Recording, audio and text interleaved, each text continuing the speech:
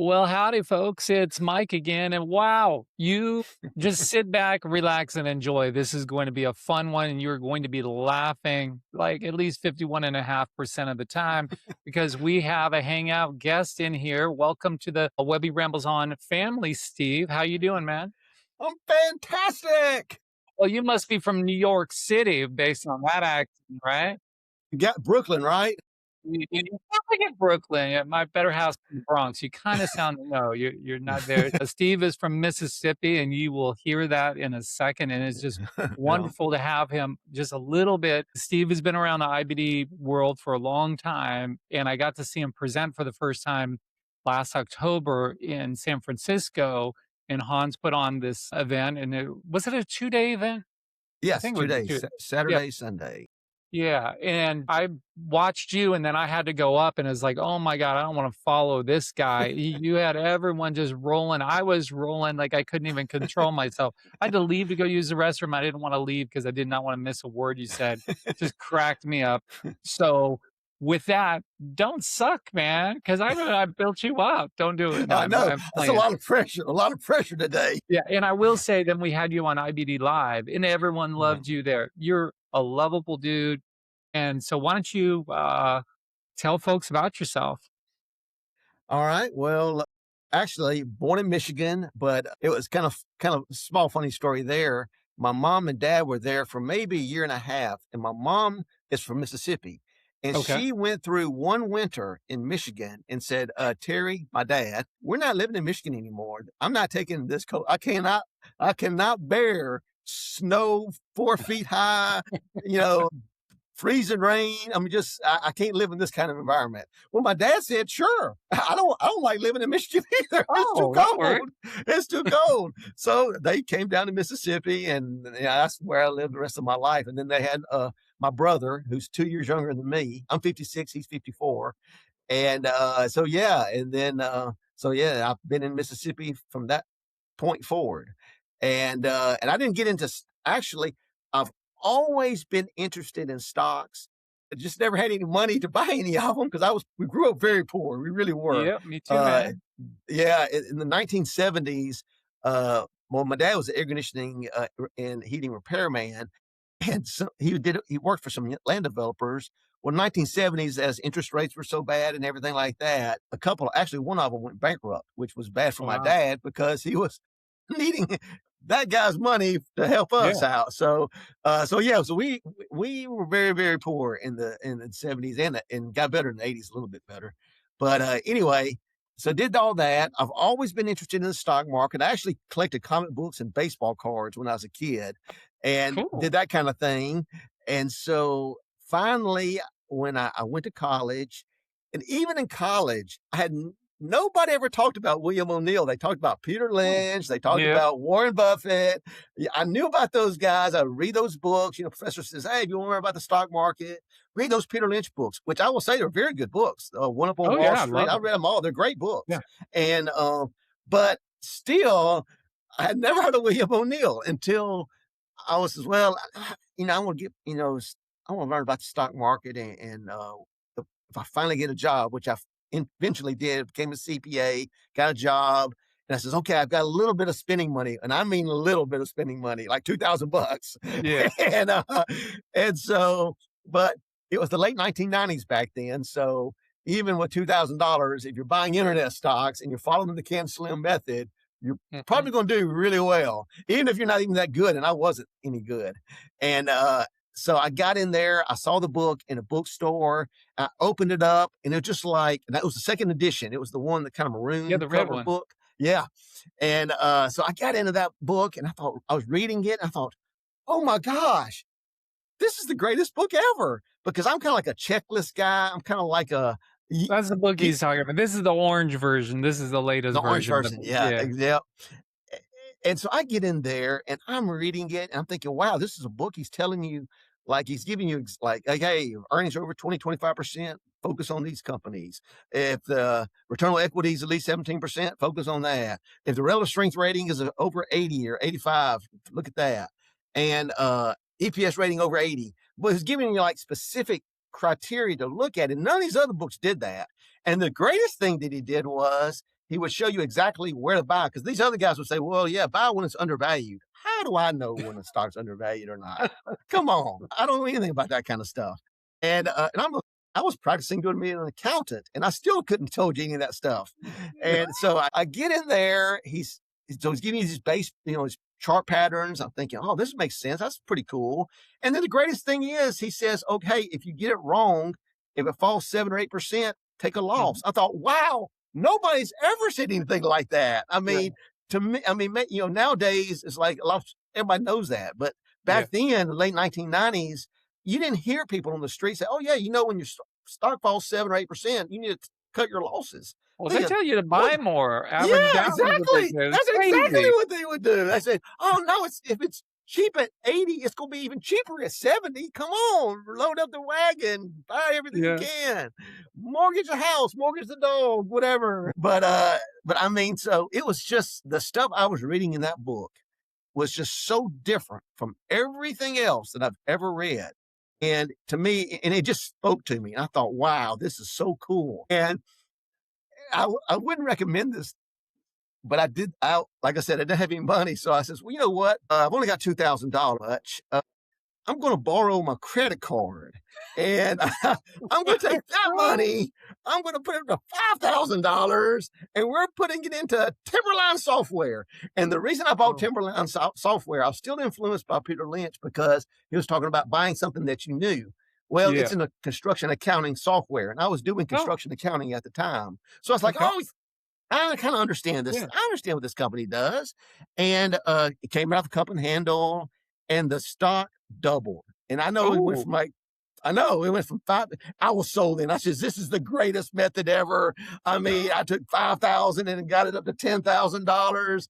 Tell me you went and paid off your credit card bill. Please tell me you went and paid it. This is what I did with my credit card. They keep giving you, they'll send you like another one, like a promotional thing. Yeah. It's okay. We'll pay off this credit card with this credit card. And so that's what I was doing. I was flipping credit cards until I was finally able to pay it off. So it worked out. But yeah, that was, I wouldn't recommend that, but I was a kid and it was just like, $5,000 or $2,000. And I had a job then. So, and I was living at home. So it wasn't like, hey, I was going to be homeless if I, so it wasn't that bad. But, so I ended up doing that. And then, my story is actually very similar to Justin's. That was still the late 90s. This was like 1997. Yeah, 1997 is when I bought Timberline software. November 1997. I still remember it. And then 1998, we had that little bear market.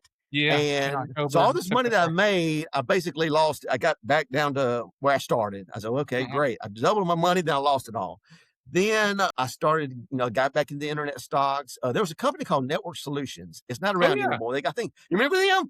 Yeah. I think VeriSign bought them out. But it was the greatest company ever because it had the monopoly on the .com registration name. And so every company, everybody was getting the .com, website. And of course, back then, CNBC says, hey, Books A Million, now it's going to be booksamillion.com. And the stock would just, shoot up like crazy for like a day or two. And all that kind of stuff happened. It was a wild time, but it was a fun time because I was young and I was learning all this stuff. And it was just an incredible environment to, even though the Great Depression didn't turn out great, I can just imagine if you're trading stocks back in the late 1920s, before it really fell, the stuff that you could have learned and what Jesse Livermore experienced and what those guys experienced during that time, I felt kind of like how it was in the late 1990s, how you'd go into a restaurant and they wouldn't have ESPN on. It'd be CNBC and everybody would be looking at the ticker. And I was one of the guys. And me and a buddy of mine, I had to look, we're going for lunch. Make sure it's a place that's got a TV, that's got the ticker. If they don't have tickers, I don't care how good their food is. Forget about it. We want the tickers. If their food was terrible, hey, if they had ticker symbols, we were eating it. That is so true. It was so crazy back then. And so, but what ended up happening for me was, I'd done real well with the internet, but everybody did. Everybody did. My problem was, I still remember this. Back in March, I guess it was March, IBD, there it wasn't called big picture back then, but they were doing it like a market, Yeah. looking at the market, doing the analysis of the market. And they said, hey, we've got 5 distribution days. You got to get off a margin. You got to, get out of the market. And I listened. I mean, and they called that within, I'm saying 2 or 3 days from the top. It was an amazing call that Yeah. IBD made. And I think it was called Investors Daily at that time. But anyway, so I'm just following the paper. And so I get out. Of course, I'm a young guy, and I'm thinking, I can't get out and just sit on my hands. I got to Yeah. make some trades. I got to be doing stuff. And Yeah. all I did was I tried to pick every bottom. I Yeah. said, follow through day. I'm going to wait for a rally day. That's all I need is a rally day.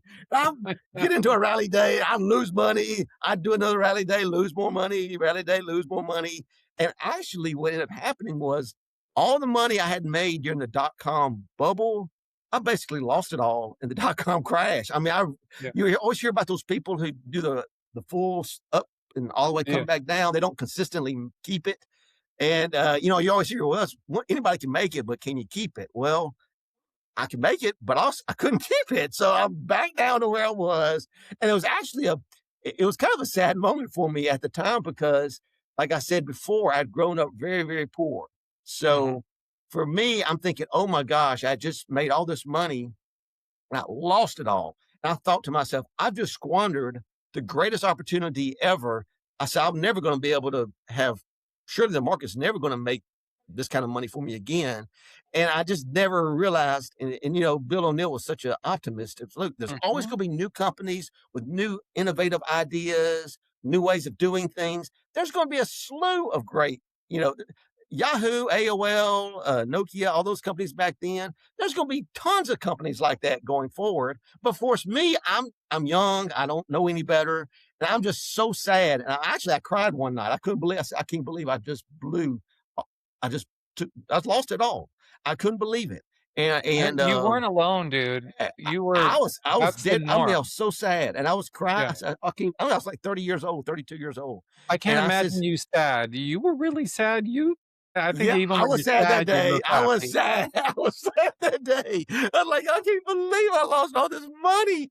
And I did. And I was so stubborn. But even something like that, and I remember reading on all the Market Wizards books, how even Mhm. all these great traders, they all seem to like go bust at one Yeah. time in their life or another. And I'm thinking, well, even I'm not gonna not like them, but if I can kind of like learn from that mistake, go bust, lose all that money, and maybe I can take that experience and get really serious about this. Cause that was another thing. I think it actually hurt me coming in just when the dot-com bubble started because my bad habits, they were hidden because a stock falls 7%, it'll come back. And it did come back for a time. Yeah. And it was creating bad habits and I was over leveraging. I was just doing so many things that just you don't want to do. I wasn't really controlling my risk very well. Well, I wasn't controlling my risk at all.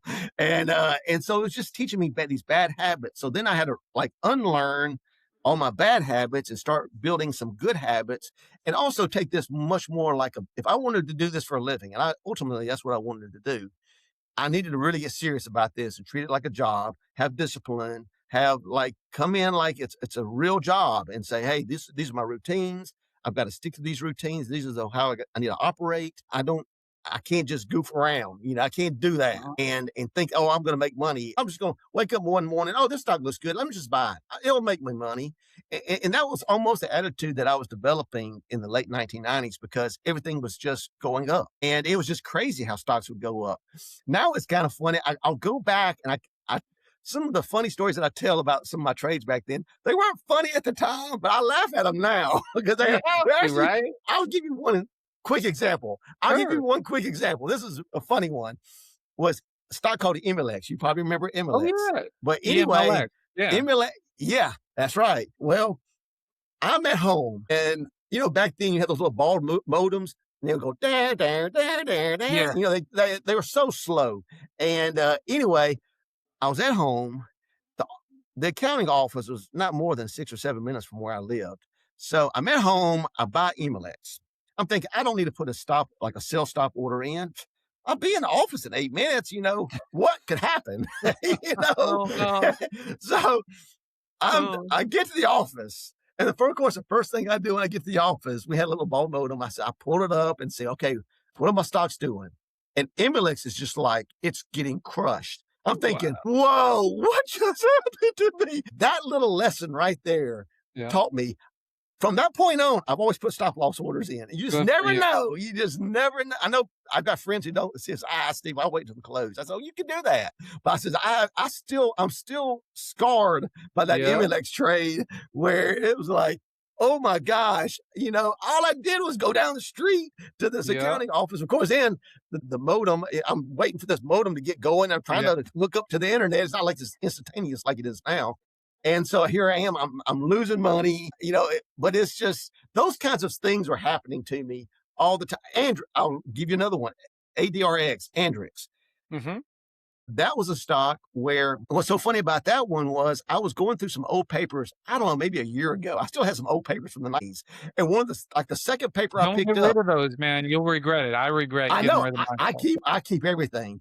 And but Andrix was one of the ones that you guys profiled because it had everything Yeah. great. And but that was the one where that taught me never to average down because that was the one where I bought it, went down like 3 or 4%. Okay, I'll buy some more. This company is so great, it can't keep going down. Goes down again. I'm going to buy some more. So now I'm filled up, and it's like every day. It's like Chinese water torture.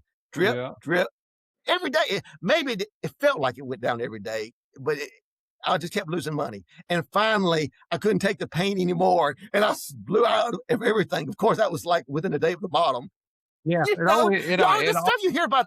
Yeah, yeah, the stuff yeah. that you read about in books and stuff. I can tell you, it happens to me. I mean, like in real life, I'm thinking, you read that in books, but oh, that's in books, That's not going to happen to me, but surely it happens to me all the time. And so that was just another from that point on, I've never averaged down on a stock. So it's these kind of lessons, like, at the time, they didn't feel good. Mhm. Now I kind of laugh at them, but they taught me valuable lessons. And these are lessons that I carry on even to this day after trading, 30 years, almost, yeah, almost 30 years later. But yeah, but finally, things worked out. One of the greatest things that happened to me was, well, one of my worst decisions was when Bill O'Neill and David Ryan used to do these seminars back in the late Yeah. 1990s, and they were Yeah. cheap. They were like Yeah. The 800 bucks or 5.95, I five, think. Yeah. yeah, something like that. But I said I didn't have any money. I said, man, I can't spend that kind of money on going to those seminars, but I should have. Bill O'Neill's like the greatest growth investor ever in my mind, and he's got David Ryan there, and I didn't do it. And I thought, that's one decision. If I could go back and just play it all over again, I wish I would do that. Because later on, I'd go to the master's workshops, and they Uh-huh. were great too. I mean, you were there, Charles was there, Yeah. everybody was there. And but it's like, man, but I wish I would have gone back then and Yeah, learned because it what I was could. cheap. Because when I Yeah, started so doing cheap. the yeah, for the I think it was 4.95, then it went to 5.95, maybe 8.95.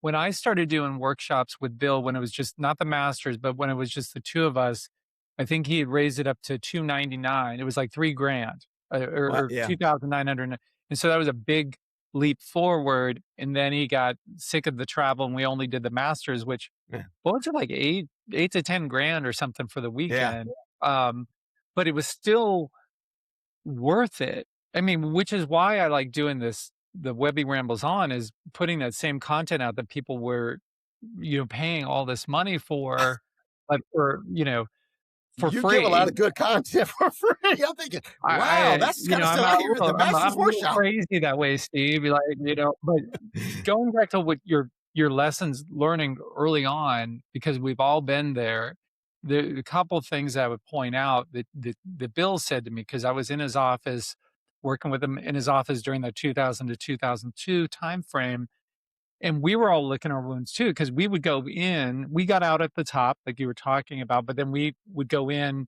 not on the rally days, but on all the follow through days. And there was 2 years worth of fair follow throughs. And we had gotten in the habit of pushing hard in the 90s.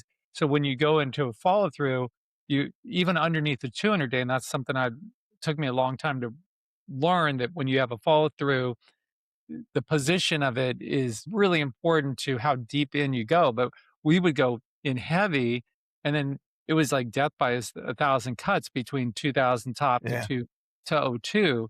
So we've all been there, but what Bill said that I didn't wanna hear at the time when we were looking at I was licking my wounds one day, which I only did a couple times, and then I learned to not do that in front of Bill because he didn't put up with that, was he's like, "Look, Mike, you know, you bear market is great." I'm like, "What's great about it?" He's like, "Mike, you're gonna learn everything not to do. You're gonna get rid of any bad habits that you ever could have because the bear market's not gonna put up with that." And Mhm. that's exactly what you were saying. It's like you learn not to Yeah, average down with a one stock and to yeah, always put a stop in because of Emulex.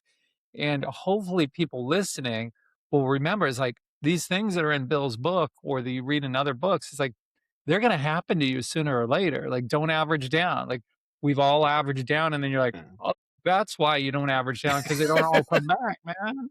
No, it's like the stove is freaking hot. One Mhm. last thing I'll say, and then I wanna hear how you made your turn, really getting the system down, was, that when you're starting off, because we all kinda have that same thing where you start off and if you do well, you think that you're a genius when really you just kinda got a little lucky, right? And then you've gotta go through this process of making a bunch, thinking you're just a genius, then you lose it all and then some, and then you don't really learn until you make it all the way back up to your old prior high.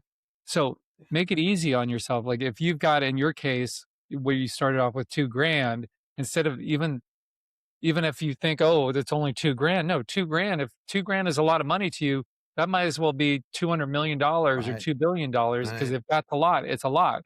Dial that down. Instead of 200 or $2,000, just trade with $200. You're Yeah. just trying to learn the system.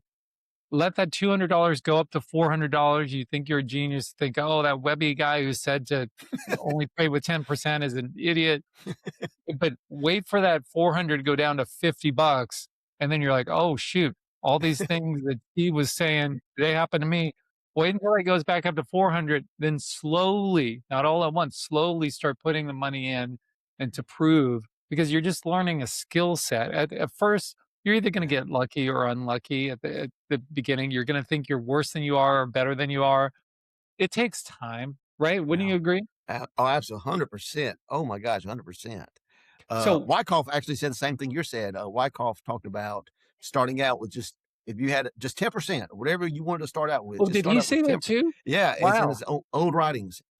Again, I've only read the Wyckoff version with Jesse. I was kinda keeping it Yeah, like a something to look forward to because I don't really like much of the new books out there, I don't either. and and so I like the old and I stuff. keep rereading Livermore stuff, and I was like, I have one of his books, and I haven't read it just because I was like, I wanna wait until we're in a bear market and I've got nothing to do.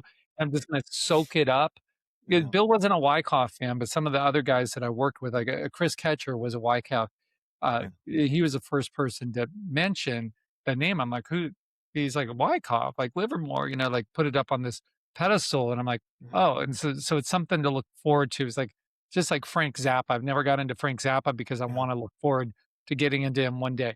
Anyway, that's a topic for another day, Steve. Don't get me off on tangent. Shame on you.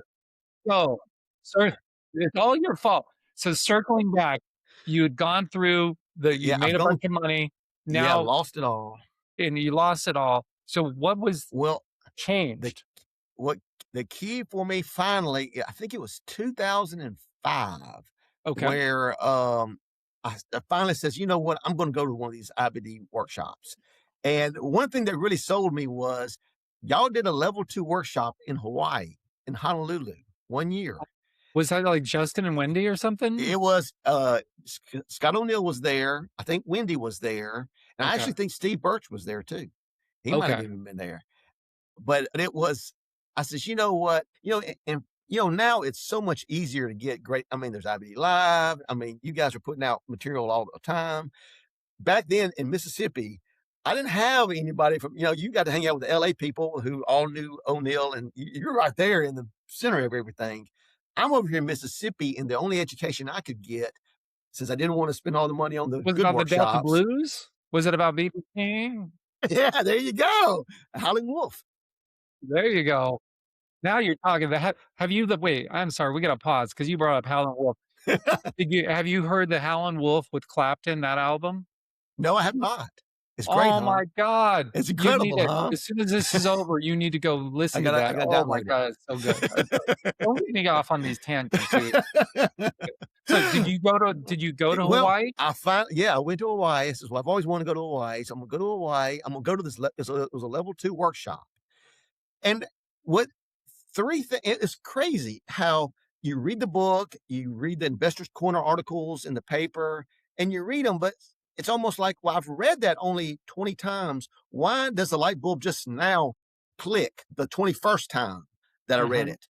And three things that really, they're simple things, but it was so weird how it really changed the way I looked at things was when I was talking to Scott, and Scott O'Neill, I have got to give him a huge thank you. After the seminar, I got up on the stage with him and we went over some charts together up on the screen. And it was so nice. He didn't have to do that, but it was so nice for him to do that. But there were three things that he told me. He says, focus on these three things. And well, at least these are the three things I took out of the seminar. It really changed everything.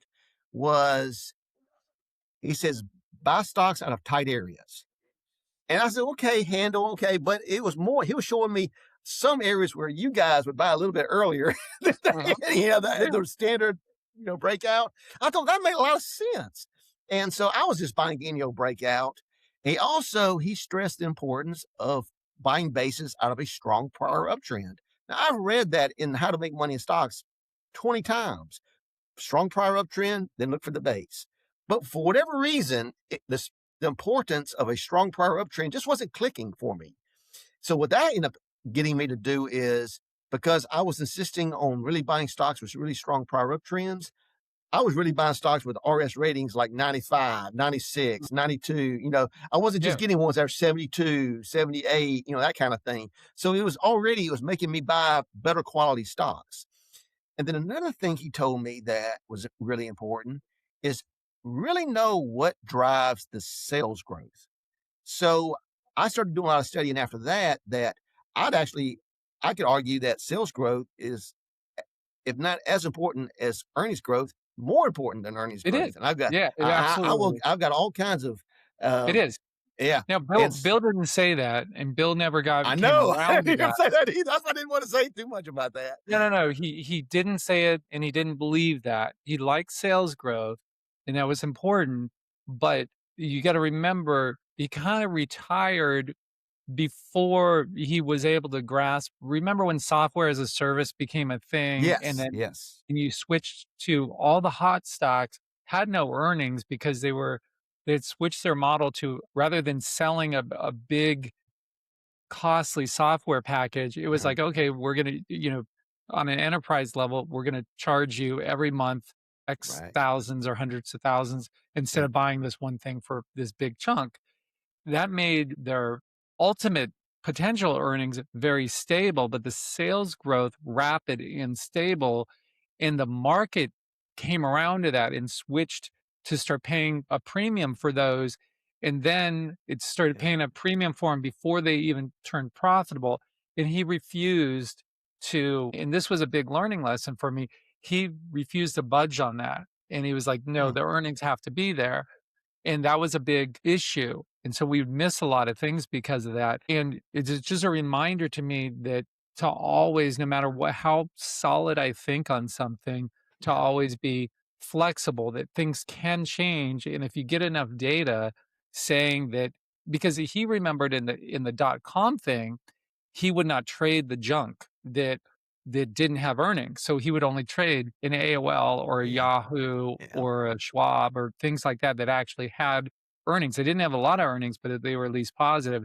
He refused to buy all the ones that actually went up a lot more, but didn't have them. But they didn't do it in like the tightness that you were talking about because it didn't have the earnings behind it at the time. You didn't have the institutional sponsorship, so it was yeah, wide and loose. And that's what we're seeing now in the AI yeah, moves. You get the ones that actually have something going for them, and they might be a rocket ship, but they trade tighter. And then you got the junk that is just yeah, flying high with this stuff, and those. you ultimately will be like that Emulix that you talked about Yeah, that'll will come crashing down because there's no sponsorship there. I'm yeah, sorry I that's got right. off on that No, this is derailed. great.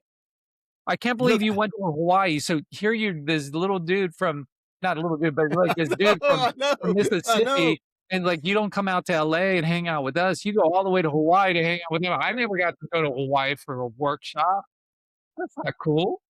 But it was so well, it was something like, oh well, this was like $700 or something like that. I thought, okay, Uh, I can afford that at that time, and it was great. It was so great getting to go there, and it's like, wow, I wish I'd been doing these workshops this whole time because it was just like light bulb. It's just three things.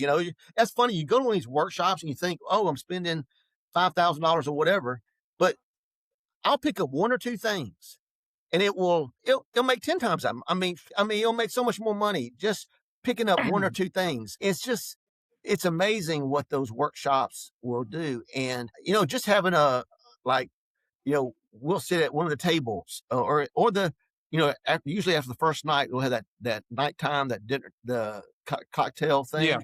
And we're getting to talk to you, and it's kind of like it's just an informal type thing. And it's great because you guys are just like, yeah, you talk about your experiences. We have questions. You'll say, well, Steve, you need to really maybe look at it this way. I thought, wow, I never would have thought about looking at it that way. And so it was just incredible learning experience. And all you guys are always so, like just We loved it. We I love know doing it. Yeah, it. I said, We wow, they are absolutely love they're doing so it, man. nice to give us It's all this information.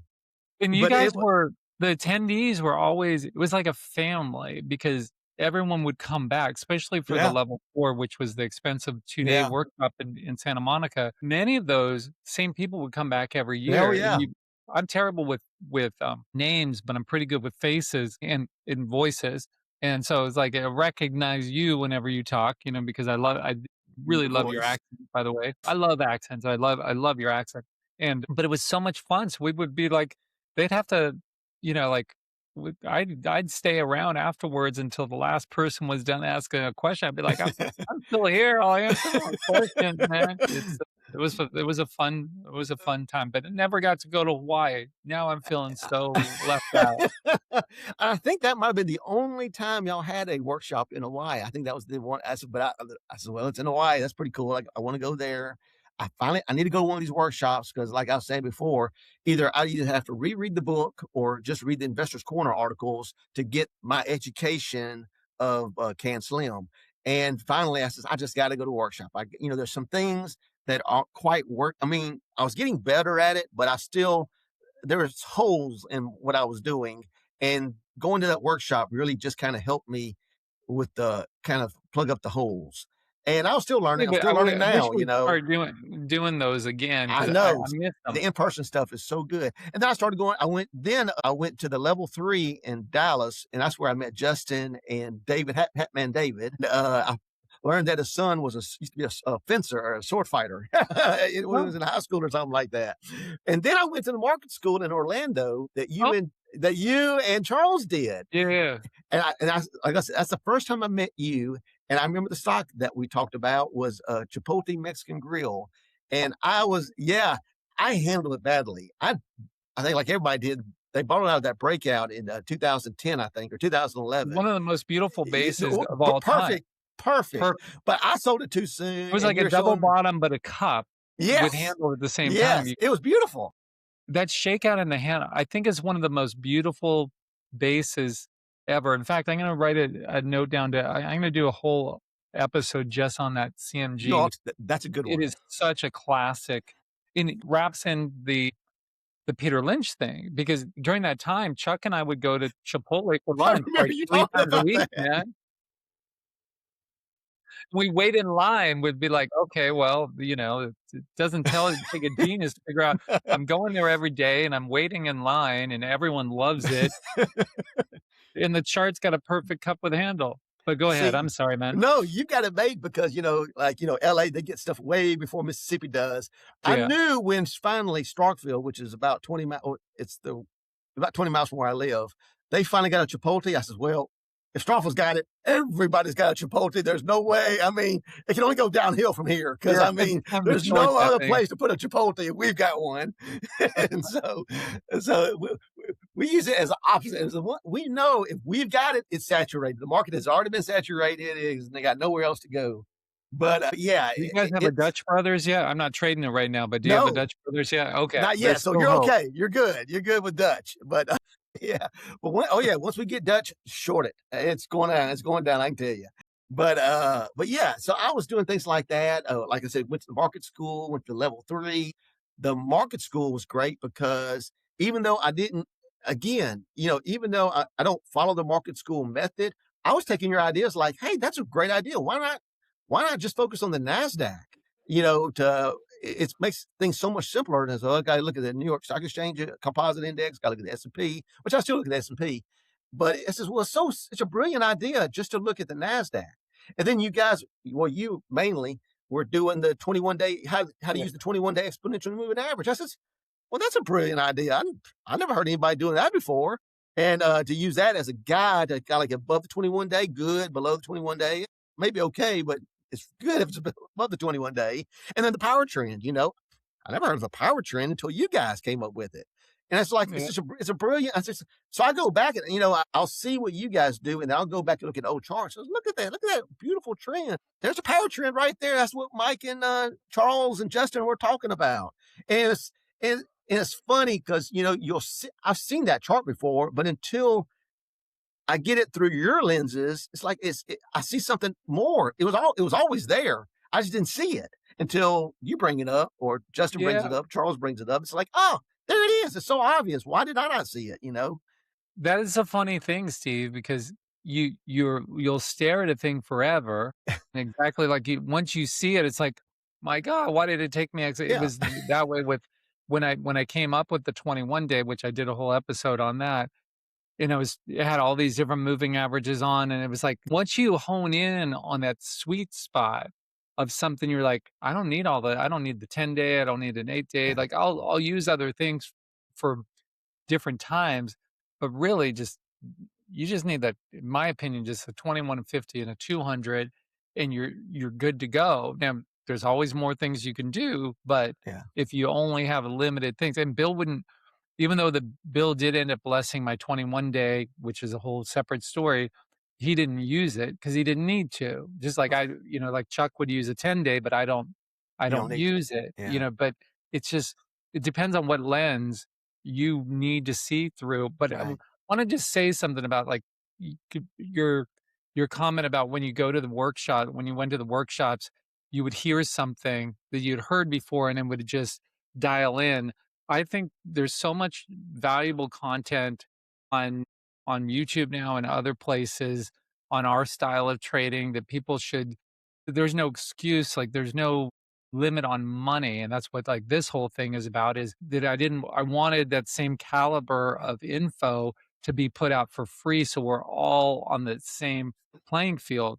But even with that, just going back to Bill's book, Yeah, and even if you can't afford the book and go and get it from a library, that it is, you have to read it over and over and over again yes, until yes. I still reread it. I And I do too. helped them I with the do too. last 2 editions, and I still reread it because it's like, wait, but then I'll know, and you have to take it with a grain of salt because I'll know, like, he wrote that, but he didn't really think that way anymore, but it was too late in the edit to change it. So Yeah, it's not gospel. It's not set in stone. It is a right. framework to go off of it. And if you compare the first edition to the second, to the third, to the Mhm. fourth, there were these changes that he made. And Oh one of the yeah, major changes was in the capitalization, from focusing on early on small caps to now ultimately just the large caps. So you were going to the workshops and learning. And so what were kind of the first ones that really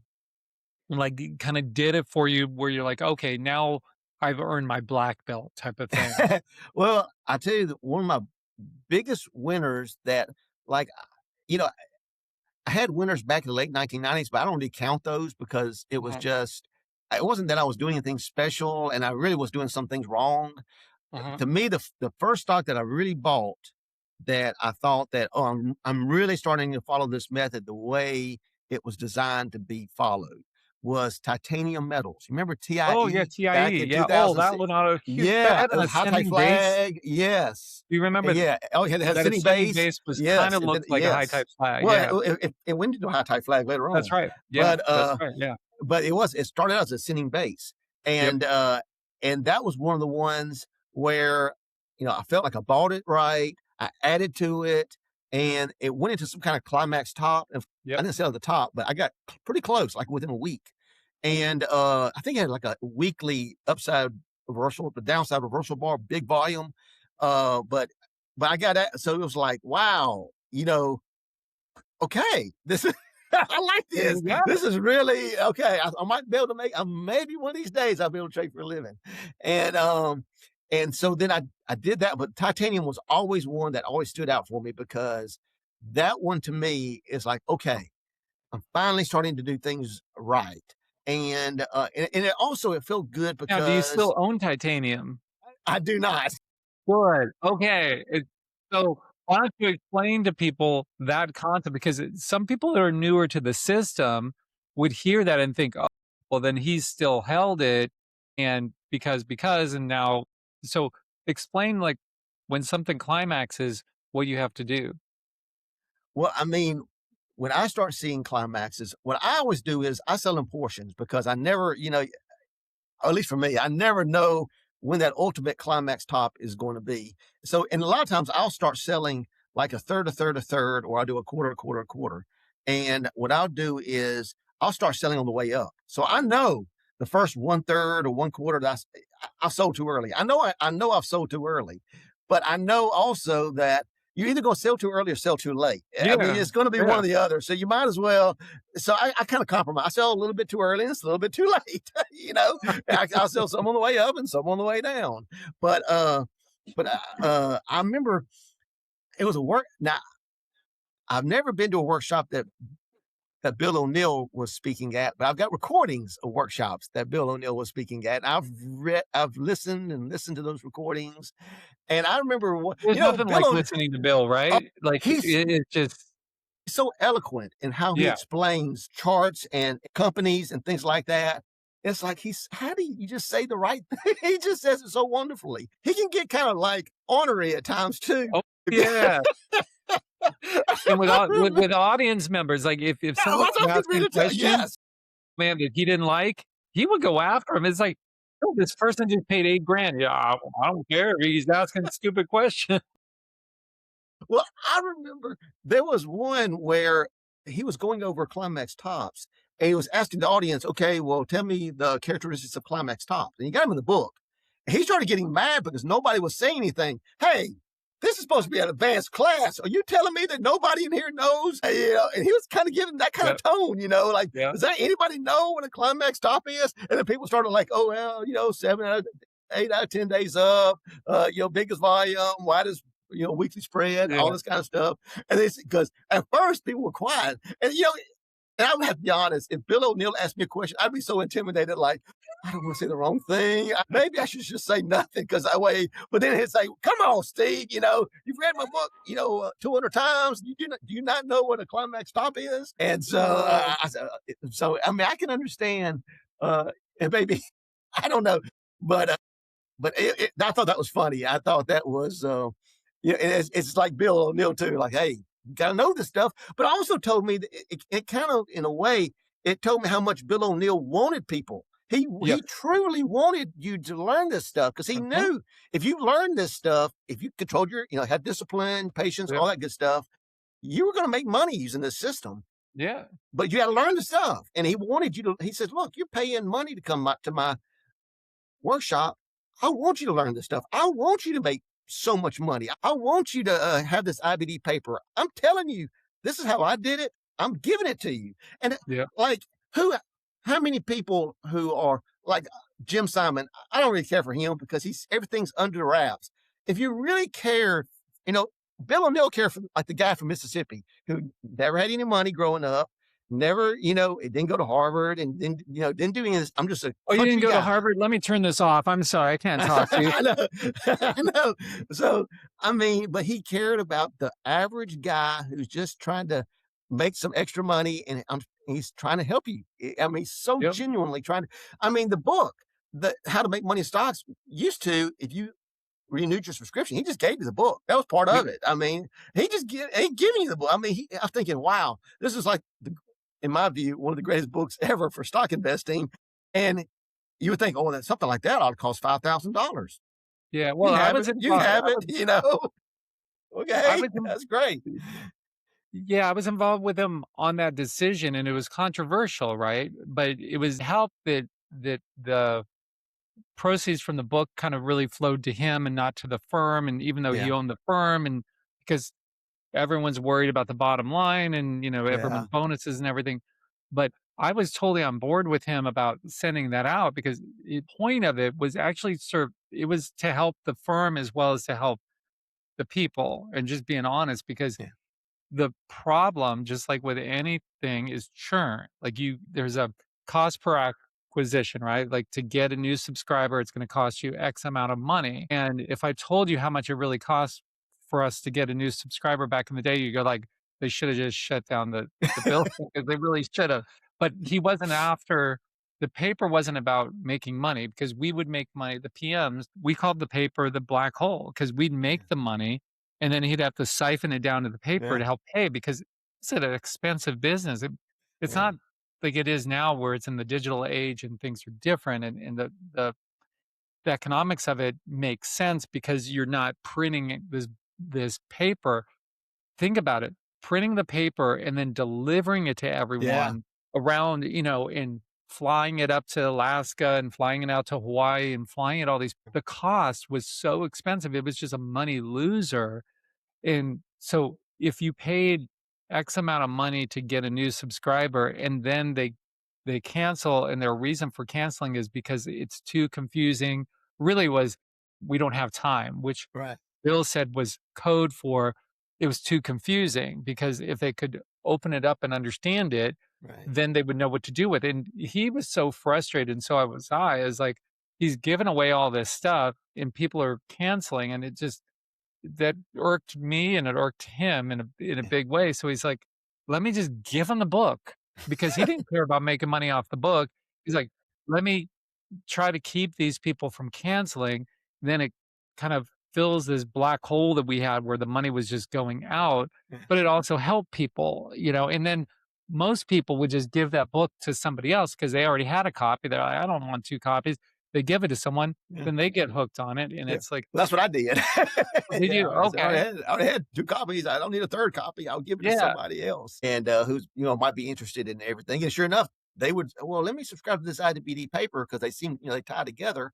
I says, "Yeah, subscribe to IBD because it does. They give you it's great paper, and give you great ideas and all this kinda good stuff." And, but yeah, it was just amazing. I mean, I don't know where I'd be. I can't thank all you guys enough because, you know, same thing. I'd go to the master's workshops. I'd ask you questions. I'd ask Justin questions. I'd ask Scott questions.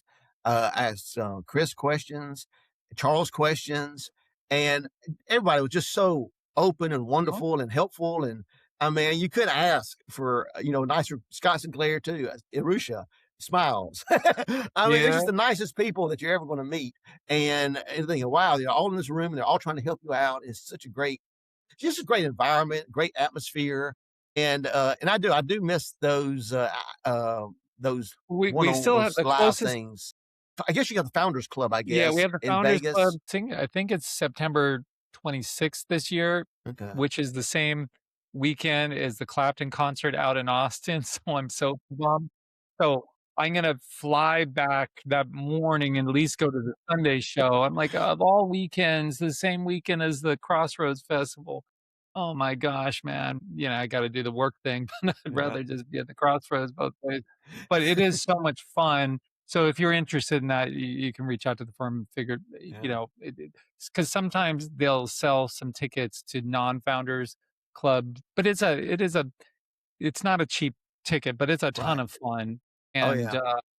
Or are you coming this year or? I might. They've sent me the ticket before. I'm not a Founders Club member, but they'll, like you said, they'll send you, Yeah. hey, here's a ticket. If you pay this amount, you can come to the Founders It would Club be great to event. see you Oh if that yeah, I worked out. might. Yeah, and I might do that. You had some slides that you had. Do you wanna share? And I kinda wanna so people can get a sense for Well, now that we've kinda walked yeah, through your learning cycle of kind of yeah. how you look at things now. I will. There's a thing. I know you know John Pocoroba. He runs the Boston, or used to Mhm. be the Boston IBD meetup, Yeah. and well, he's a great guy. Another great guy, Yeah. just a great guy. And Yeah. I know. I think he does something similar to the joint meetup around in Florida or something like. I think he did one last year, maybe in Florida. I'm not sure, Yeah. In but Florida, with yeah, that's Matt. what Yeah. I thought. Yeah, Well, that's I did that. anyway, Yeah. he used to do these things at his Boston meetup called Rose and Thorn, where what you Oh, do is you would pick a stock that you did well in and a stock that you did poorly in, and you would just okay. kind of talk about those trades. And he would call me or email me and say, "Hey, Steve, you know, your thorns are so funny. Why don't you just come in and just present the rose and thorn thing?" I says, "What, are my roses not funny? No, your thorns are the one that are funny because you do so badly with them." I said, "No, Uh, I trade these things so badly." But let me share. yeah, take your Yeah, time, brother. all right, let me share screen.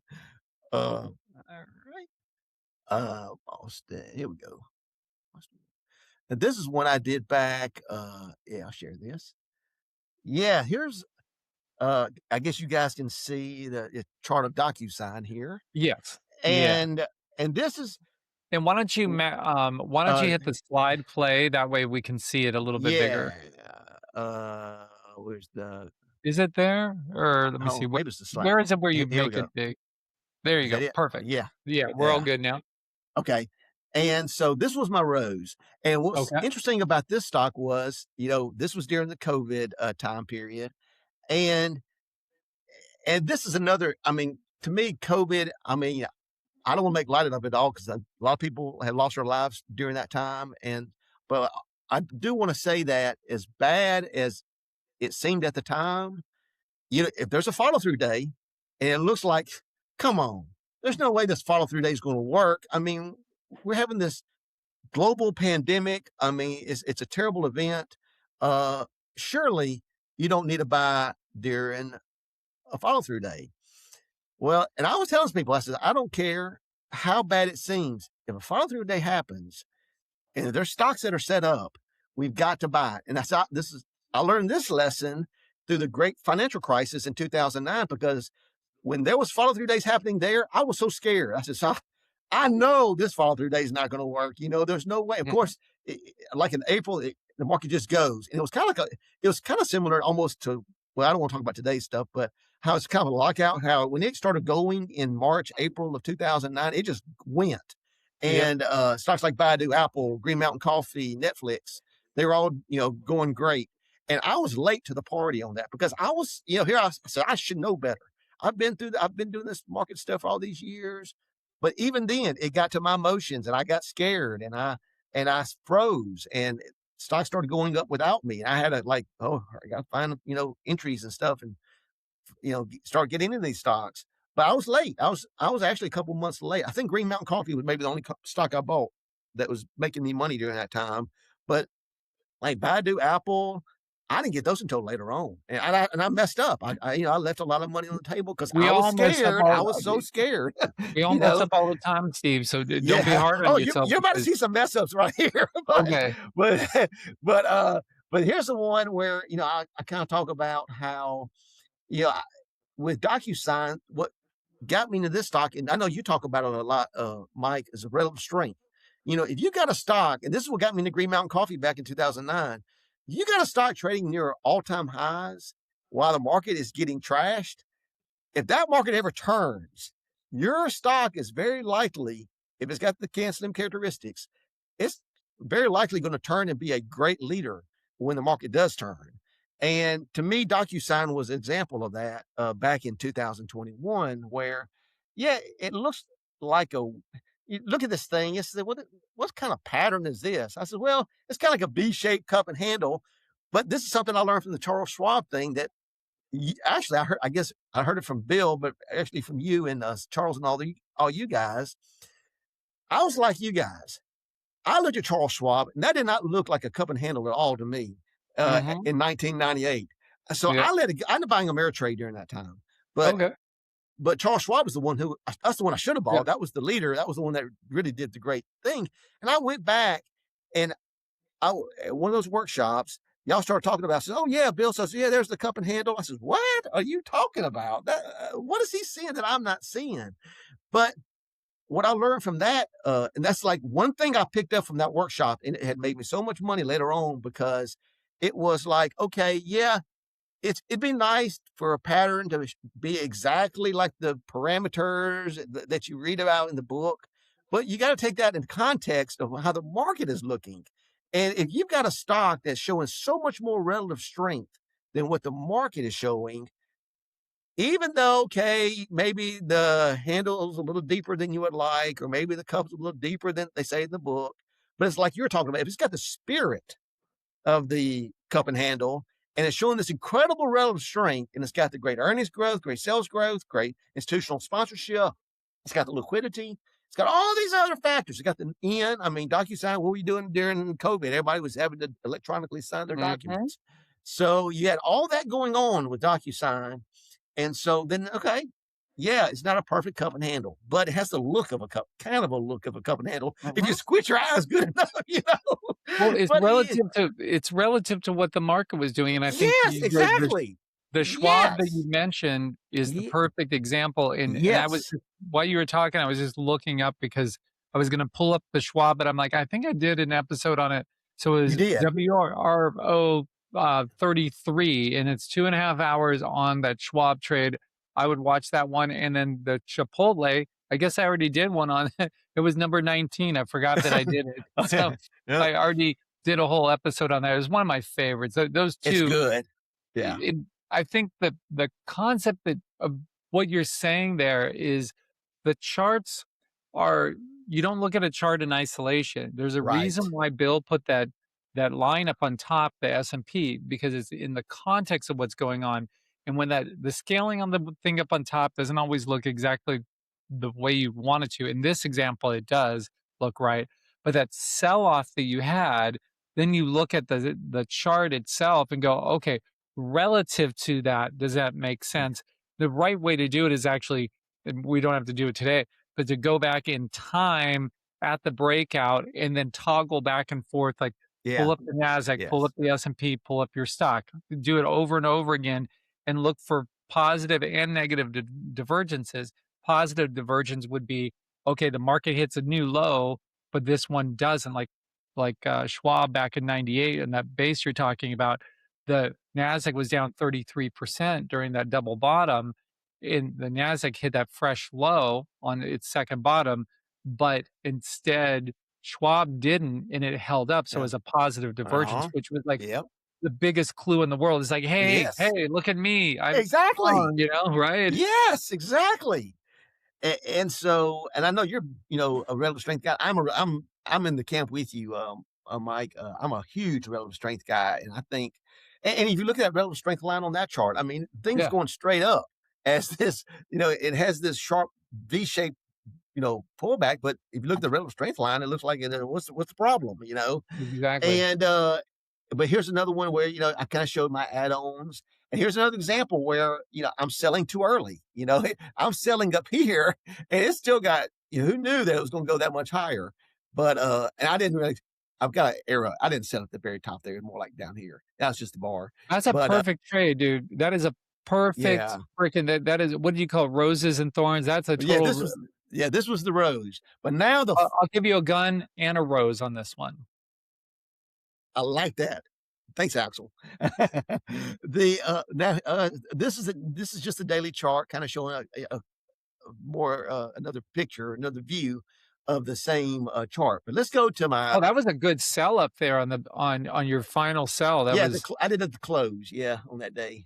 that's tricky because honestly, it could have gone higher from there. Like that was a hard sell to Yeah, do because that could have been a climax run that it was going into, which is So how would you have handled that? Like, let's say you blew it out and then the next day it gaps up, and it's up around the high of that bar. It looks like in the 290s or so. Would you let it go? Would you buy I it would let back? There's no, I no would let it wrong answer, yeah, but what I would let it go. I would cry, okay, and then I would let it go. okay. No, I would let it go. I would it's very difficult. Like, for me, when I get into stocks, I always wanna know where my risk is. And if I get Mhm. in like that, I was like, "Where can I put a risk that's 7 or 8% from" it just I wouldn't be able to do it. It just and it does, and I do. I've got some stocks that I have sold, and they go, and I'm thinking, "Oh my gosh," but I've got to wait. I've got to wait Yeah. for a low risk entry. I'm all about low risk entries because even if I get it wrong, I says, "Well, the worst I'm going to lose is 7 or 8%," and Mhm. I just don't. If I get in there just after a big runs happen and just I start buying. For me, I'm kind of like in the middle. I'm kind of in the middle. I kind of don't know how to trade it or how to handle the trade. I know some people can. I'm just not one of those people. I just can't do it. I'm not good at that. Yeah, well, you know how you're Um, wired. That's great, man. That's the yeah, goal. it's all right. Now let's get oh my gosh, this one. This is one where you see where I bought it and you see where Yeah. I sold it and you see what it ended up doing after I sold it, right? Yeah, been there, man. Been there. I've got some T-shirts about Oh, that. this what kills me. The buy I would do this buy all day long where I bought it. It's a Yeah. little, help it gets tight in here. The volume picks up a little bit, comes up out of here, and I buy it. Of course, the very next day it gaps down. I have to sell everything, and then it was so bad. I've gotten better at it, but usually I buy stock one day, I sell the next stock the next day, take like a 7% loss or so. I'm like, okay, I don't want to look at this stock right now. I'm moving on to other things. And it's just like I just timed it wrong. That's all it is. Yeah. And it's a good stock. I just bought it at the wrong time. Took a loss. But if I would have stuck with it, here are some entries that eh, I did not make these entries, but based on the way I trade, these are the kind of entries that I would have made. Uh, So top, explain for people who maybe are on the newer side to charts where it's not as like to both of us it's obvious what you're doing here, but kind of walk through the thought process. Well, I'll tell you what I see. You have your great entry, your B1 solid entry. Yes, it didn't have a good close on that no, day, but yeah, that happens all the time. It gaps down the next day. You have no choice but to sell it. No big deal. That's a good trade, not a bad trade. Then the other ones, those other ones where you say you did not take it. Why don't you right. talk about what you saw there? Because I see the same thing, but explain it. Well, I mean, for me, what I see is, you know, it's rebounded. It's It's come back down to that 21-day exponential moving average, and right above its 50-day moving average. And that little tight, I'm always looking for tightness. So Hmm. this little tight area right here. Oh, and just it also, I mean, there's so many support areas that are converging at one little point, which makes it so beautiful. I'm still mad Hmm. that I didn't buy the stock, but you got the upper trend line. It comes back to support. You got the 50-day moving average. It's right above it. It's the closes are clustered together right at that 21-day exponential moving average. Then all of a sudden you see a demand bar, wide range, strong close coming out of this little tight area. Perfect place to buy it and put a stop right underneath this support level right here. It's a logical support level. It, you know, you're not risking very much in such a volatile type of stock. And so that would be a good place to buy the stock. Here you come in, it gets tighter. I mean, if you look Hmm. at the reaction from here to here and the reaction from here to here, it's tighter. It's not the Yeah. reaction is not as deep. You had a higher low than Yes, you and a didn't higher take up to low. Yes. 4160. That was your Yes. now And the then you way got I this would have upside reversal bar right here, and then that'd be a good entry at the close of that day right there. I'm curious on why, and maybe it's just a style thing. On were you saying that you missed the upside reversal or the next day? Because I just can't Uh, tell with. no, I missed the upside reversal. I should have Okay, bought at perfect. the Okay, close of yeah, that because day, and that's I where I was didn't. at. Yeah. Yeah, Okay. yeah, Great. and And then so with upside reversals for me, I'll put my stop at the low of in and around yeah, the low of that day. Is that what you do as well? yes. I love upside reversals, and a lot of the reasons I love upside reversals is because Mike, I have learned the importance of upside reversals from both you. Charles loves upside reversals as Yeah, we well. both do. Yes, and I have see that's another just one little thing that you learn at a workshop that you and Charles talked about. And it's like, oh my gosh, it's made make you lots of money. Just if you did not, I've never done this before, but I would bet if I did nothing but buy upside reversals off stocks with great relative strength, great earnings, sales growth, and just put stops underneath the lows of those upside reversals, I bet if I didn't trade anything else but that right there, I'd make a ton of money. Steve, I say that all the time, and it's I think I'm gonna take an account to just not even the other qualifiers on there that you said, but just upside reversals. Upside reversals, especially an upside reversal when something's already in an uptrend and it's in Yes. and around the 21 day. So not just an upside reversal and sideways, but upside reversal and something that's been trending up, pulls back in and around, especially a 2.5 day pullback. Like you're moving up, you have one brutal day, then another day that's maybe not as brutal as the first day. Your third day, this is kind of textbook. Third day, you gap down, but then you reverse back up. Yeah. Now you've got that low to trade against. If I only traded that, I'm talking to myself like, listen, Mike, just do that. Take one account and only if, and then my problem is I will stop myself out many times before it even gets down to that low because I'll look at it and go, man, I don't want to give up that much. But Mm, sometimes you have to let it, yes. Mike, listen to yourself and do that because if I just put a stop in there and left that account alone, I bet you that would be my best account at the end of the year. Yeah. Wouldn't you agree? I would. I don't doubt it one bit. I Yeah. mean, and I used to have a guy who taught me Wyckoff. He's passed away now, but David Weiss. He's an incredible Wyckoff guy. But he would tell me, he says you can make a living trading springs and upthrust, and all springs were like these little mini shakeouts, and all upthrust were shorting little shakeouts on the upside, and that's what he would.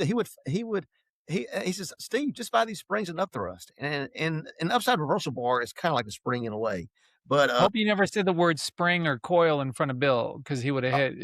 he would kill me, wouldn't Oh, he? because I did once, and I learned, man. Maybe that's why I didn't do the Wyckoff thing because I was scared that Bill would freaking find out. Oh, it was Big okay to read watch. Livermore, but if you read Wyckoff, it was kind of like you're working at Coca Cola and drinking Pepsi. Yeah, I've heard your stories up, Mike. Yeah. Let's see, and then I wanna show a loser though, this I wanna show you one that makes me really look bad. I love let's see, I think this is yeah, no, I got a better loser than that. Hold on. And this I think this was my worst trade, whatever year this was. Let me pull this one up. Yeah, I think this the next one is pretty good loser. Yeah, this is a good loser too. This is a Oh, pretty good loser. Upwork. I remember Upwork. Yeah, well, this is a loser for me as well, but I got another hold on, I even got a better I think loser than it's that. great about how you take notes on these to learn from them. Where Oh, if yeah. people can Yeah, see that, like, you're jotting down. So do you do that on a regular basis? And how do you uh, kinda come up with what you end up writing down? what I'll do is well, I'll do this. If I'm going through a tough time, Mhm. every quarter, I'll look back and say, well, or maybe after a month's worth of stuff, and I'm thinking, man, this month I'm just not. It's not. It doesn't even have to be whether I made money or losing money. It's just the way I'm just not trading right, like I think I should be. And at that point, I'll stop and I'll look at all my trades that month and just start doing this exercise right here. But most times, what I'll do is I don't do it as much as I used to. I used to look at every trade and I would do this kind of stuff. But now I kind of like, what are my best 5 trades of the year and the worst maybe 10 trades of the year? And I'll do this kind of thing with those kinds of those trades. That Used makes to sense. I'd look at 100, used to look at 100 something trades. Now I look at maybe 15 or 20 trades. And I do this kind of now I'm always on the trades that I make, I'm always marking where I bought and where I sold because Okay. you can just flip through charts and see where you bought and where you sold, and Yeah. you can just see stuff. Oh, I'm making this mistake over and over again. Uh, I'll tell you a weakness of mine is, uh, well, it's not as bad as, but I still can do it. Is revenge trade. If I get a Mhm. trade that if I've lost money on it, I know that's what makes me so mad about that genetics or whatever. That'd been a good trade for me to revenge trade on that one, but I didn't do anything with it. But but if I do have a trade where I lose money on, but I know it's a good stock, and especially if I sell it and it goes up the next day, he doesn't know when I sold the stock, but it goes up the next day, and I feel like son of a gun, you shook me out, and now it's up. And so I'll say, well, I'm going to get my money back on. And that's what goes in my mind. I'm going to get my money back on this trade. Then I have to slow myself down. Hold on, Steve. Calm down. The market doesn't care what you think or how much money you lost on that trade. You need to just settle down and don't revenge trade and calm down and just get back to your rules, get back to your routine, and calm yourself down. But and then I'll just play Guns N' Roses all day long. There I'll you feel good go. about that. You know, but Oh, man. anyway, I do some of this stuff when like I said, especially when I have a losing period, not like a bad trading period. But like you can see, you can kind of see all the things that I did wrong. I mean, usually when I do a trade wrong, I just don't do one thing wrong. I like to do 6 or 7 things wrong. Like, Yeah, why why not, right? waste Me time with too. just one mistake when I can make 6 or 7 mistakes? And so these are some of the things that I missed, things I didn't identify, things that how easy it's so funny in hindsight. Oh yeah, there it is, there it is, there it is, there it Yeah. is. But in real time, it's like, why didn't I not see that at the time? It's so easy to see now, but that's trading, I guess, for me anyway. And So I'm just yeah, going to give a suggestion to viewers for that because I think we all run into that same problem where we put on the trade through rose colored glasses, right? right, You're looking at it because there's hope is in front of you yeah, because you haven't lost money on it. And then the trade happens. And then you're like, oh, shoot, how did I mess up on that? And so I learned that lesson the hard way back in the 90s. And I put a rule in there that I was only allowed to trade stocks if the night before. Now, there's a modification that I'll talk about. If the night before I had done the research, printed out the charts, a daily, weekly, and an intraday, and I had marked up everything on each one. So the weekly was with all the fundamentals, and I dissect that. The daily, and then the intraday to get the precise buy point. I'd use a 30 or 60-minute chart and mark it up by hand, and I was only allowed to buy them and rate it an A through, or at the time I did a 1 through 10, but now I do an A through F. That I was only allowed to buy stocks if I'd done that before for this problem you're talking about. But then I missed some where for one reason or another, I didn't catch it the day before. So I gave myself a way out, which was a 1 hour cooling off period where if I saw it midday and I didn't do that work ahead of time, I would print off the charts, all three of them, and then do that. And then I have to wait an hour just to okay, make sure I wasn't forcing myself right. so I could really study it. And boy, that was a game changer. I Man, like Mike, that. you That's a should, good rule. Yeah, yeah, I that's should do good. that again. But it is, it's just when your life is so busy with, with everything you can. But that would serve me well, and I think people should give that a shot. Probably a good opportunity for me to say, I'm not an investment advisor. I don't think Steve is either. This I'm is not not. investment advice. If you need investment advice, please go seek an investment advisor. It ain't me, babe. Um, Bob Dylan. yeah, there you go. We'll circle back to that. uh, and I will say this: my long-term track record is I pick more losers than winners. I think I've got like a 43% hit rate. So if I tell you a stock that I'm willing to buy, there's a greater chance that stock will be a loser than a winner. It will more than I've got like a yes 43% over the That's long actually haul. normal. When I did my base study in 2013 on all bases throughout all of it from 1963 to 2013, automated study, I sliced it a bunch of different ways, but pretty much the success rate on a base was, depending on which way I sliced it, between 40 and 44%. Really? Yeah, Huh? was in, but it would still, as long as you cut your losses, let the winners Right. run, all that good stuff, it- the success rate on the models that I built from that were just spectacular. So you don't need to have, sometimes people would say like, "Oh, you need to have an 80% hit rate." I'm like, if you're doing an 80% hit rate, you're data fitting, you're doing something funky because nothing works 80% of the time. Even if you get something to work 51.5% of the time, you're golden. Anything in the Yeah. 40s, even in the 30s, depending on how you trade, is fine. There's nothing wrong with that. But I'm Yeah. sorry to No, interrupt you no, on that. no. I like it when you hey, Mike, you talk all you want to, 'cause I'm listening to everything you say. Oh, Look, yeah. a lot of things that, I do well, marking up charts, the thing I learned from you, at one of the master's workshops, you'd use a blue pen to mark up the good stuff and the red pen to mark up the bad Yeah. stuff on, like, on a weekly chart, like, the good Yep. fundamentals, whatever you see on the chart that looks good or bad.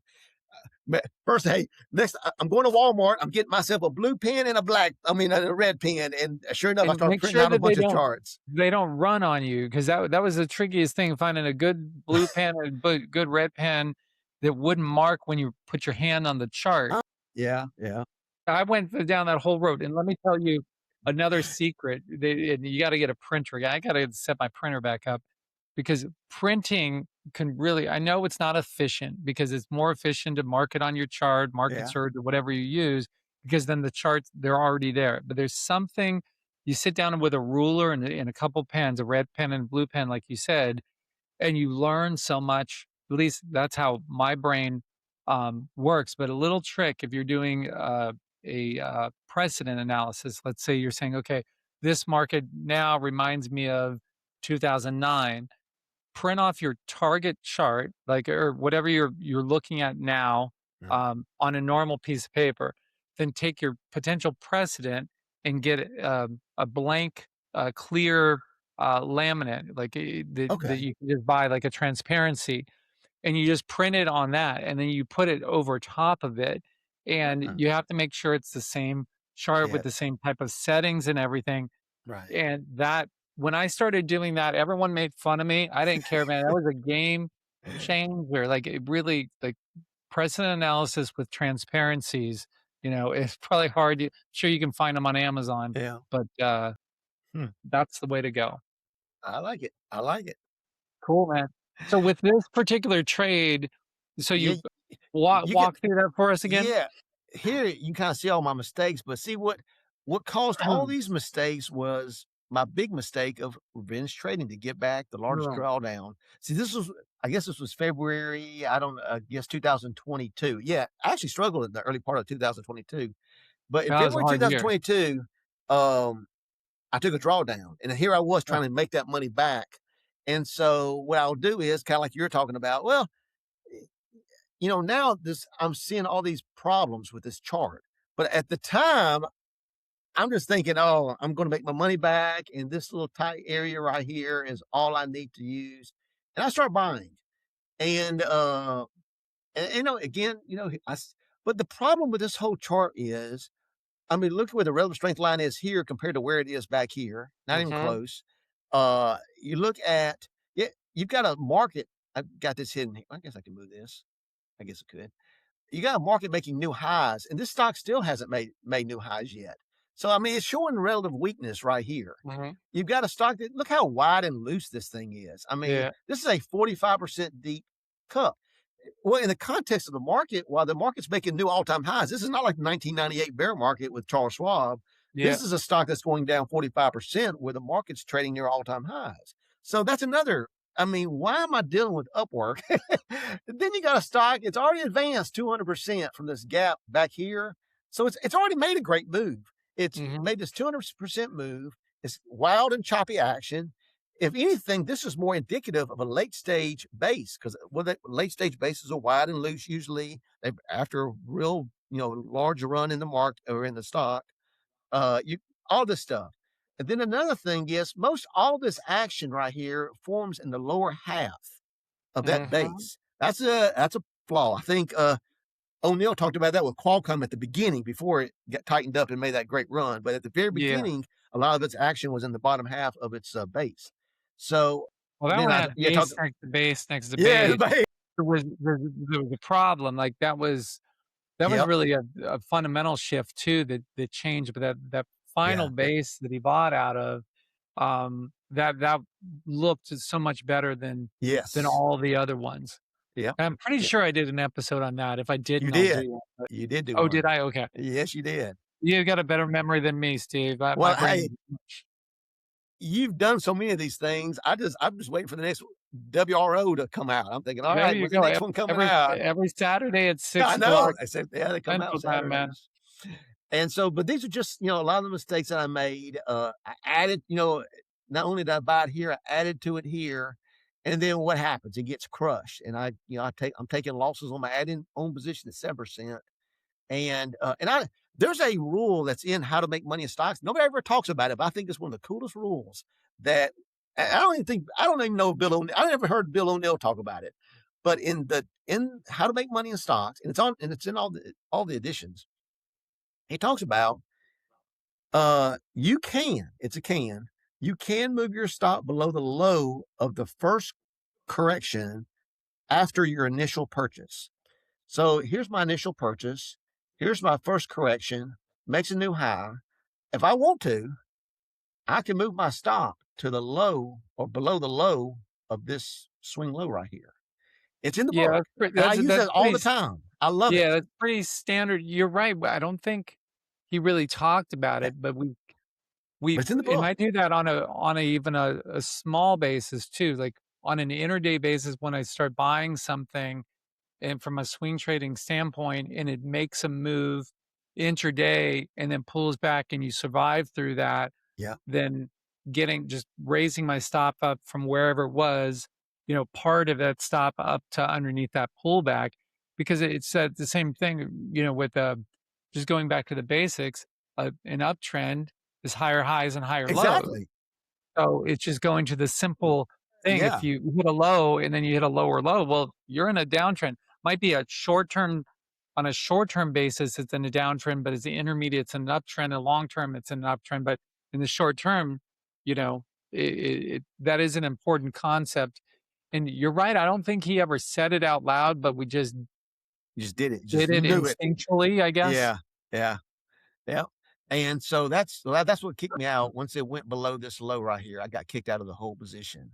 But Well, you didn't I wouldn't consider that a bad trade. I would just well, consider that it was a trade that you took, that it was a low probability trade that didn't work out. But you also want to remember is sometimes you'll see that same setup in a certain environment and it will work.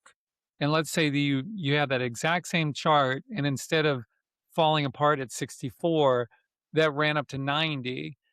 You wouldn't, and that's what I'm talking to the users, or the viewers, that don't look at a trade that you were made money in and think it was a good trade, or don't look at one that you lost money and think it's a bad trade. Just go, was that a high probability setup or not? And this was a low probability setup. And if you've got the chips that year to spend, meaning you've been doing well, you can take trades like this. But if you're in a drawdown, you can't. When you're doing a drawdown, you've got to go to the higher quality setups, and that's where your A quality setups or even a B plus quality setup, when you're doing poorly. And when you're doing well, you can reach down to D quality ones because yeah. you can take that risk. Would you agree with that? Well, I'm going to tell you. You don't have to agree. That's what's Only- fun about it. You can disagree. Well, the only thing is, and this is something like, not like knowing your weaknesses. Mhm. I'm not the kind of guy like, usually when I start going down to the C grade and D grade stocks, they don't ever work. I mean, they never work for me. And I will say, I'm not a good stock selector. I really not. Hmm. I think the reason that's why I force myself to stay like with A, B quality stocks all the time, Okay. because like you're going to be a better stock selector than me. So you can kind of No, that. get away with like maybe a C grade, D grade, where with me, hey, what you might be calling, what I might be calling a D grade, you might be saying, Swetz, what are you looking at? This is the like F minus grade. I mean, what's so good? What D grade? Where'd you go to school? What school would You give you went a to D on Harvard, this? Steve. Yeah, We already D's are F, established that. D's are F minuses in Harvard, and so, that's one thing, like, just like going through my post analysis, when my, winning percentage starts falling down, and I don't think the winning percentage is that important of a statistic. I think your risk to reward ratio is way more important. But, like, when I start struggling, uh, that I it's usually because I'll pick an Upwork. Why would I pick an Upwork when I'm sure at that time there were so many better stocks for me to choose? And like you said, Upwork it might have gone to 90, and but then I would have thought, well, if this stock would have gone to 90, then maybe a better stock would have gone to, we'll say 110, 120, saying they started at the same spot. And I've noticed that, like, and this is one of my biggest flaws back when I was kind of starting in it. I never did seem to get the leader. I always got the second best. The Yeah. leader would go first. I'd miss it because I don't know. I'd hesitate. I wasn't sure about the follow through day. All kinds of things were going through my mind. And so I said, well, that's okay. I'll get the second best stock. And the second best stock would do okay, but it never did as good as the best stock. Ameritrade did okay, Yeah. but it wasn't Charles Schwab. Yeah. I would do, those kinds of things. And they happened to me a lot. So then okay, Steve, I'm going to focus on the very best of the best stocks. That's going to help me do two things.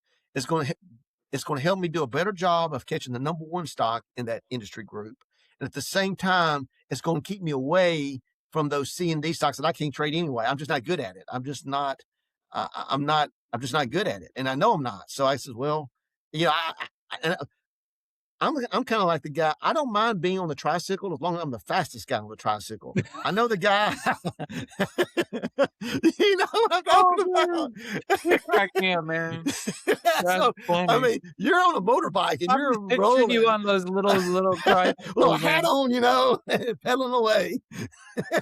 but That's I, good. and that's kind of how I feel, about my trading. I says, if I can Well, just, I think that's important that and I appreciate you pushing back because that's your style. So I've got my style and that works for me. And that's a sign of someone with a lot of experience in confidence is that you have your way of doing it. And it's not that I'm sure it's not that you're not open to changing that at some point if it makes sense, but it would have to make sense for your style. Like for me, because I like trading so much and I also swing trade and I think you more position trade, I do. that I'm need a bunch of merchandise to go through. And so if I only were to trade A stocks and A setup, so there's two different things. There's an A quality, meaning the quality of the fundamentals and the whole from a holistic standpoint of looking at the monthly, the weekly, and the daily, and all the fundamentals, the Yeah. sponsorship, the whole thing.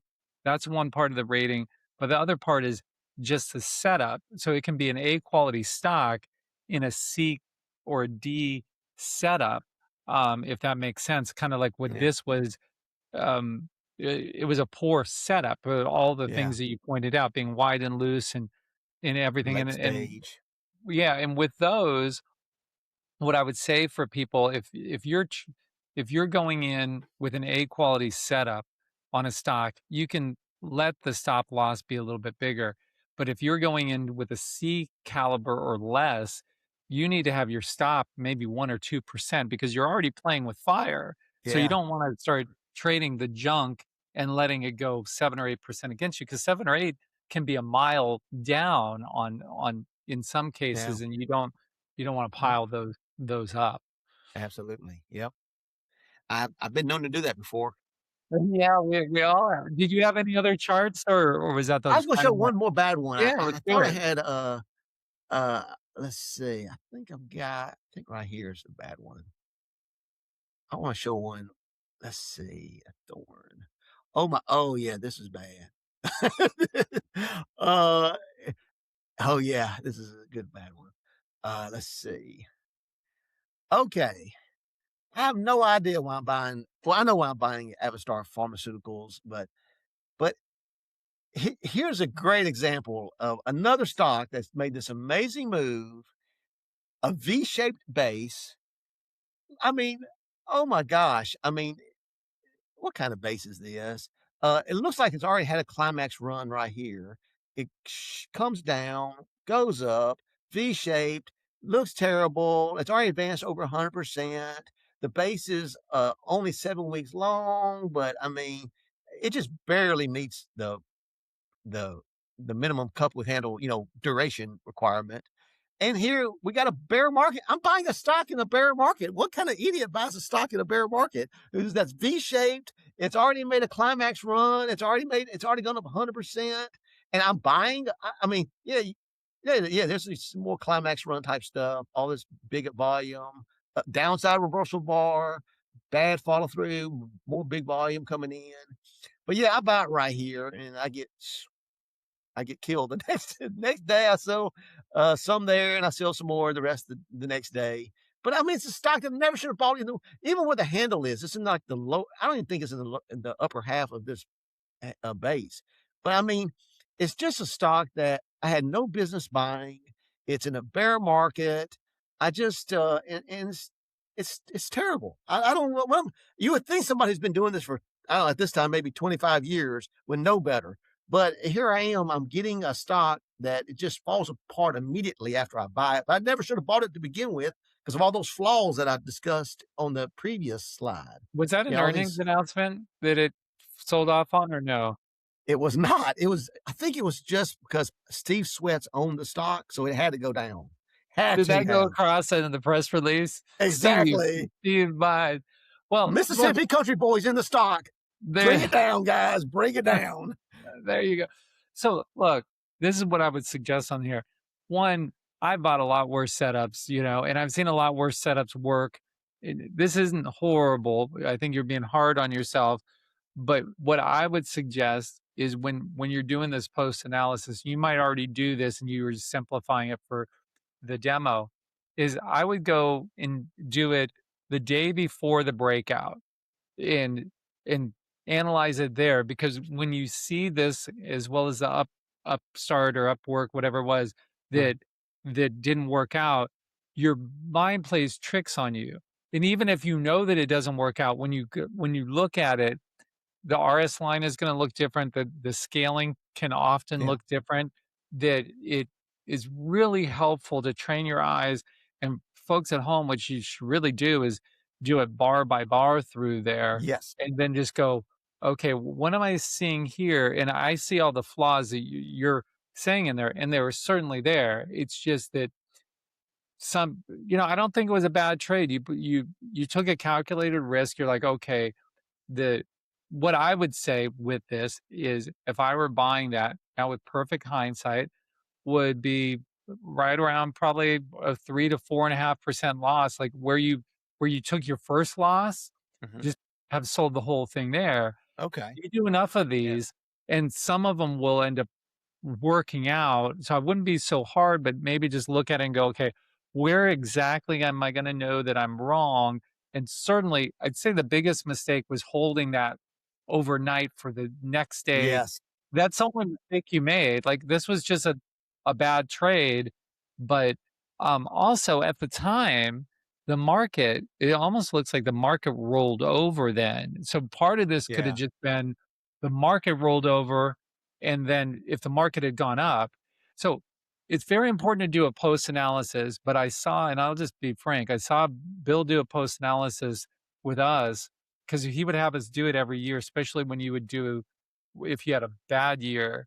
It was one of the reasons why, one of the motivators to have a good year wasn't so much the money. It was to not have to deal with Bill, man, because if you had a bad year, or you just wanted to be, it's like that the whole thing was like, if you're in a bear in the woods and a bear is chasing you, you just need to run faster than the guy next to you. It's like you just don't want to be at the bottom of the list, because when you're at the bottom of the list, because I was at the top of the list and the bottom and everything in between. Yeah. When you're Yeah. at the bottom, he's like, "Now, Mike, you got to do a post analysis, see what you did wrong."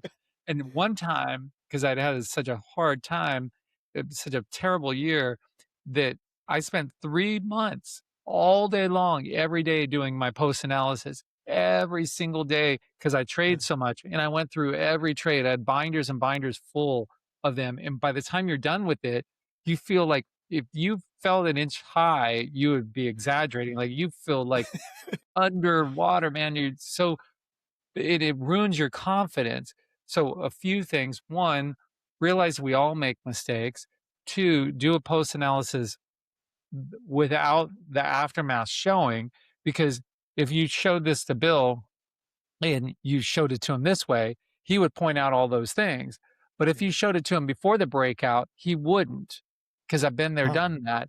And we also do that too psychologically. So look at it and just go, was it a really bad trade, or was it just part of the bell-shaped curve of distribution where some of them are going to work out, some of them aren't, and just being able to stop your loss.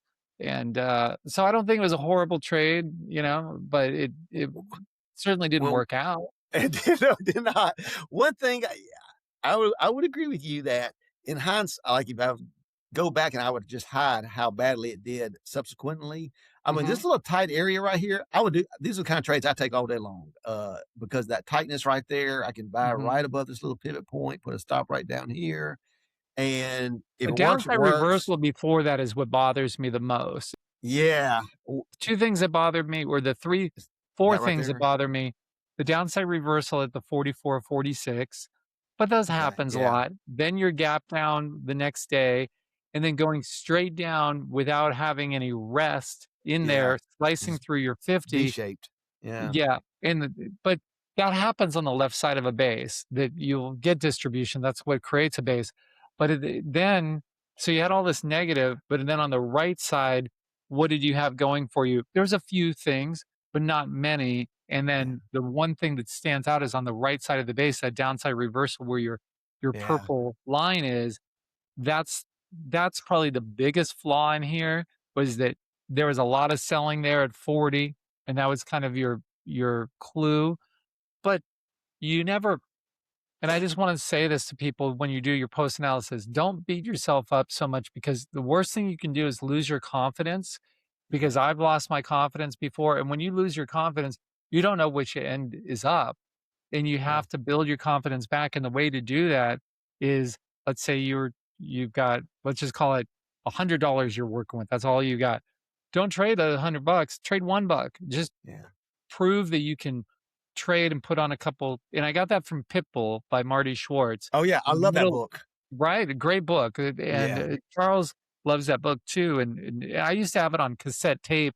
It was abridged. And I used to listen to it when I was driving into work, back when before I was a PM. Such a good book.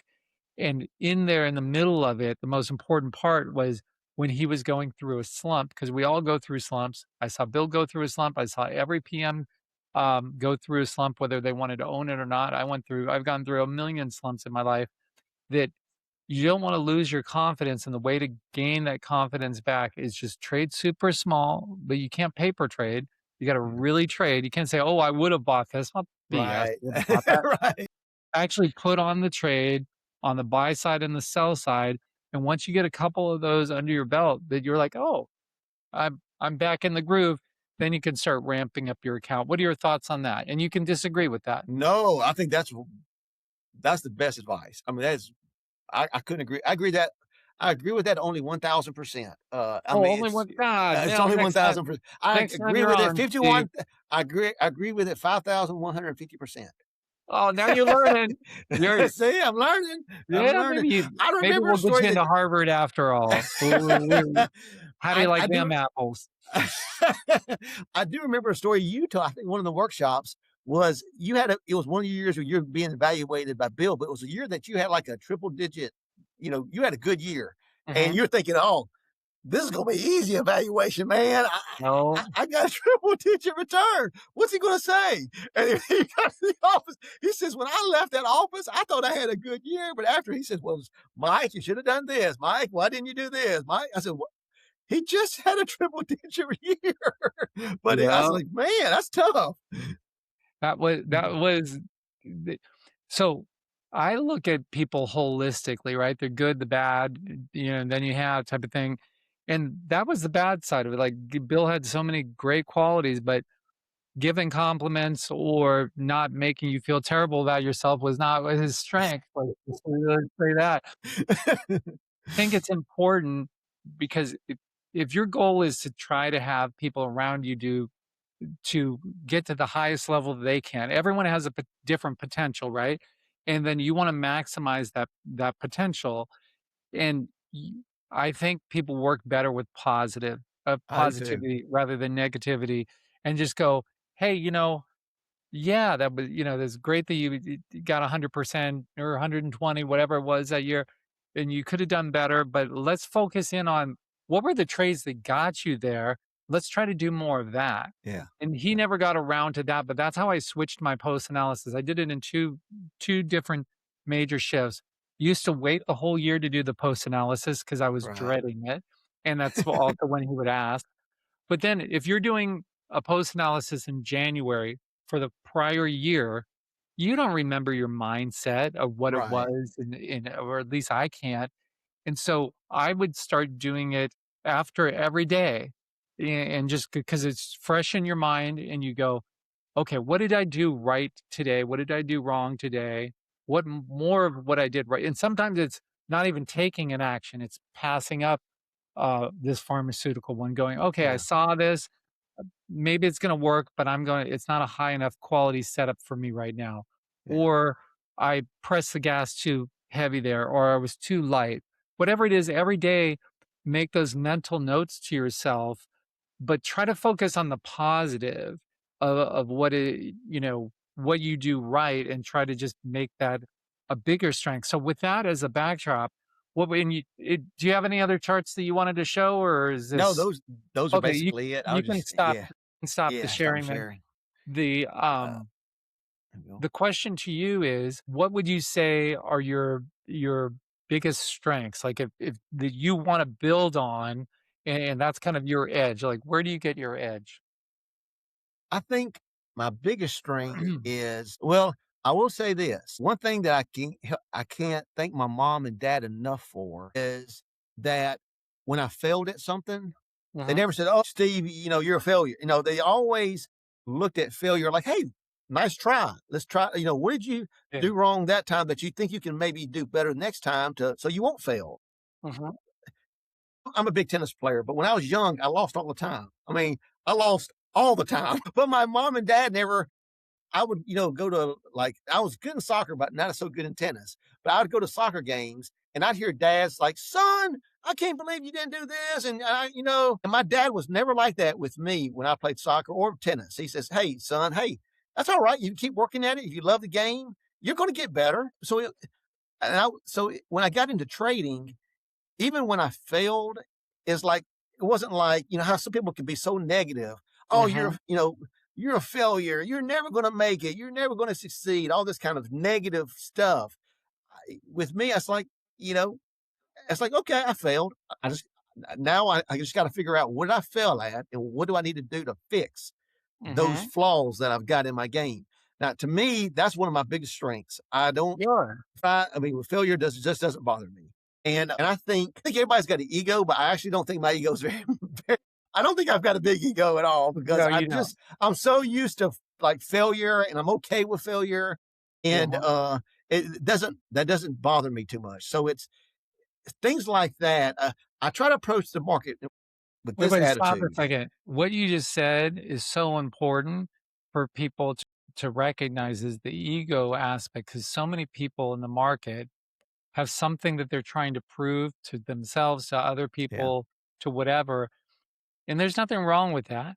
But then it turns into an ego type of thing. And that can be your downfall, and you got to keep everyone's got to right. keep that in check. If you're It's not natural. I think you and I are kind of wired that same way. Of maybe we've both been beat up, or it was me spending all that time with Bill. You cannot have a big ego, because if you're at the top of the list and you're up to triple digits and he's still reaming you, like, there's no room for your head to get big, Right. because you're 1 month away from being at the bottom of the list. But I do think it's super important for people to realize that the ego, and you can recognize that too in the market, like, because you start recognizing people's personality, and you go, oh, this person they're on a run, and they're super hot, and they're on Right. tilt in a bad way, meaning they're getting reckless, and Yeah. and that can be the beginning of the end. So always keeping that in check. And Bill was very humble. He knew that he was the master. He did, but he also knew that he was also always one bad trade away from blowing up, and so he never, because he traded so concentrated, I 200% ended up, long yeah, one stock, you're setting yourself up to fail, but he never ended up doing that in the second, he had yeah. trouble with his mutual fund back in the '60s, but post that, I think he learned his lesson and he never really ran into serious trouble Yeah. because of that learning lesson, that he had. Go ahead. Now, see, it's easier for me to talk about my flaws, like, No, no, no, discipline no, no, no, no, and no, we're not doing that, patience. Steve. No, no, no. What other things are your strengths? We're not going down to your flaws. No, we're not doing it today. No, but this is actually a good thing, though. The Okay. flaws, I'm not a naturally disciplined person. I'm not a Really? naturally, no, I'm not. And I'm not a naturally patient person. I Really? like to have, so these are things. Now, what's funny is when I first started trading, you read the books. Oh, yeah, you need to be patient and disciplined. Oh, yeah, I'm those. I'm very patient. I'm very disciplined. But the market has a way of revealing who you really are. And so you can't lie to the market. And so, but that's okay. I mean, I tell people going in, I'm the most untalented trader you will ever see because I'm not naturally patient. I'm not naturally disciplined. I've got friends who are, and I admire them. I think, wow, I wish I could just be naturally disciplined like that. So for me, I've got to do things like tricks to make me disciplined. The stop loss order, for instance, I've done this for over 50, almost 20 years. I've always, without fail, as soon as I buy a stock, I immediately put a good till cancel sell stop order in. I've been stopped at the low penny of the day. It's happened to me Wow. before, the low 5 cents of the day. And you're thinking, well, Steve, oh, they just went down to catch your order. I guess you're going to stop doing that going forward. I said, nope, I'm going to still do the same thing. I'm going to still use that good till cancel order. And the reason I do that is because I know I'm the type of person, the stock goes down 7%. Oh, but it won't close 7% down, that low. Or, oh, that's okay. It, I bet you tomorrow is going to be an upside reversal. So I need to hold it one more day. Then all of a sudden you're down 10%. I'm the Mhm. kind of guy who can always make excuses for why stock needs to Hmm. go back up. So that's how I've trained myself to, like, okay, well, I know I'm not a disciplined person naturally, so I'm going to put good till cancel sell stop orders. Other people don't need to do that because they're disciplined enough. Hey, when it falls to that price, I'm getting out. Me, I'll hesitate, and which is a flaw. But that's okay. I got a good till cancel stop order, so this cures the flaw. I don't have that flaw anymore because the stop order does what it's supposed to do. Routines. I write down, like, all right, you got to do this, this, this, and this. It's like a checklist. I'm a big checklist type of person. Good. So it makes me like, okay, I can't do I can't go play tennis until I've filled out this checklist. Until I've done this routine, I've got to, and it forces me that kind of to be disciplined, to be patient. Patience. You know, and I know Bill, because you had talked about how Bill, he looks at 5 minute charts sometimes. I mean, he'd ask Mhm. you, hey, Mike, what's going on in that 5 minute chart? Well, it's not Well, like that. "Hey, Mike." Come on, I wanna hear your Hey, real Hey, accent. hey, Mike. Hey, Mike. "Oh, hey, man, what's good? What's good?" "Hey, Mike, what's the 5 minute?"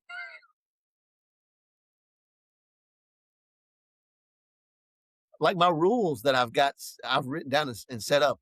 A lot of them are based on what happens on a weekly chart. And as I know, there's other stuff that can be done, but it's forcing me to be more patient, to wait until the Friday close to make a major selling decision, or that kind of. And so other people don't need to do that. But for me, because I'm training myself to be a more patient person, I do those. These are how my rules are written out, to fit, to help me combat my natural weaknesses and become, your weaknesses now become strengths. Now I don't have to worry. Mhm. I don't take more than 7 or 8% losses on stocks because, most of the times I take 3 or 4% losses on stocks because you see the trouble happening before it even gets to your original stop loss order. So those are things. And I can also kind of approach the market this way. This is not my original, none of this stuff's my original stuff. It's always, I'm getting it from you, Mike, or I'm getting it from Charles, or I'm getting it from other people.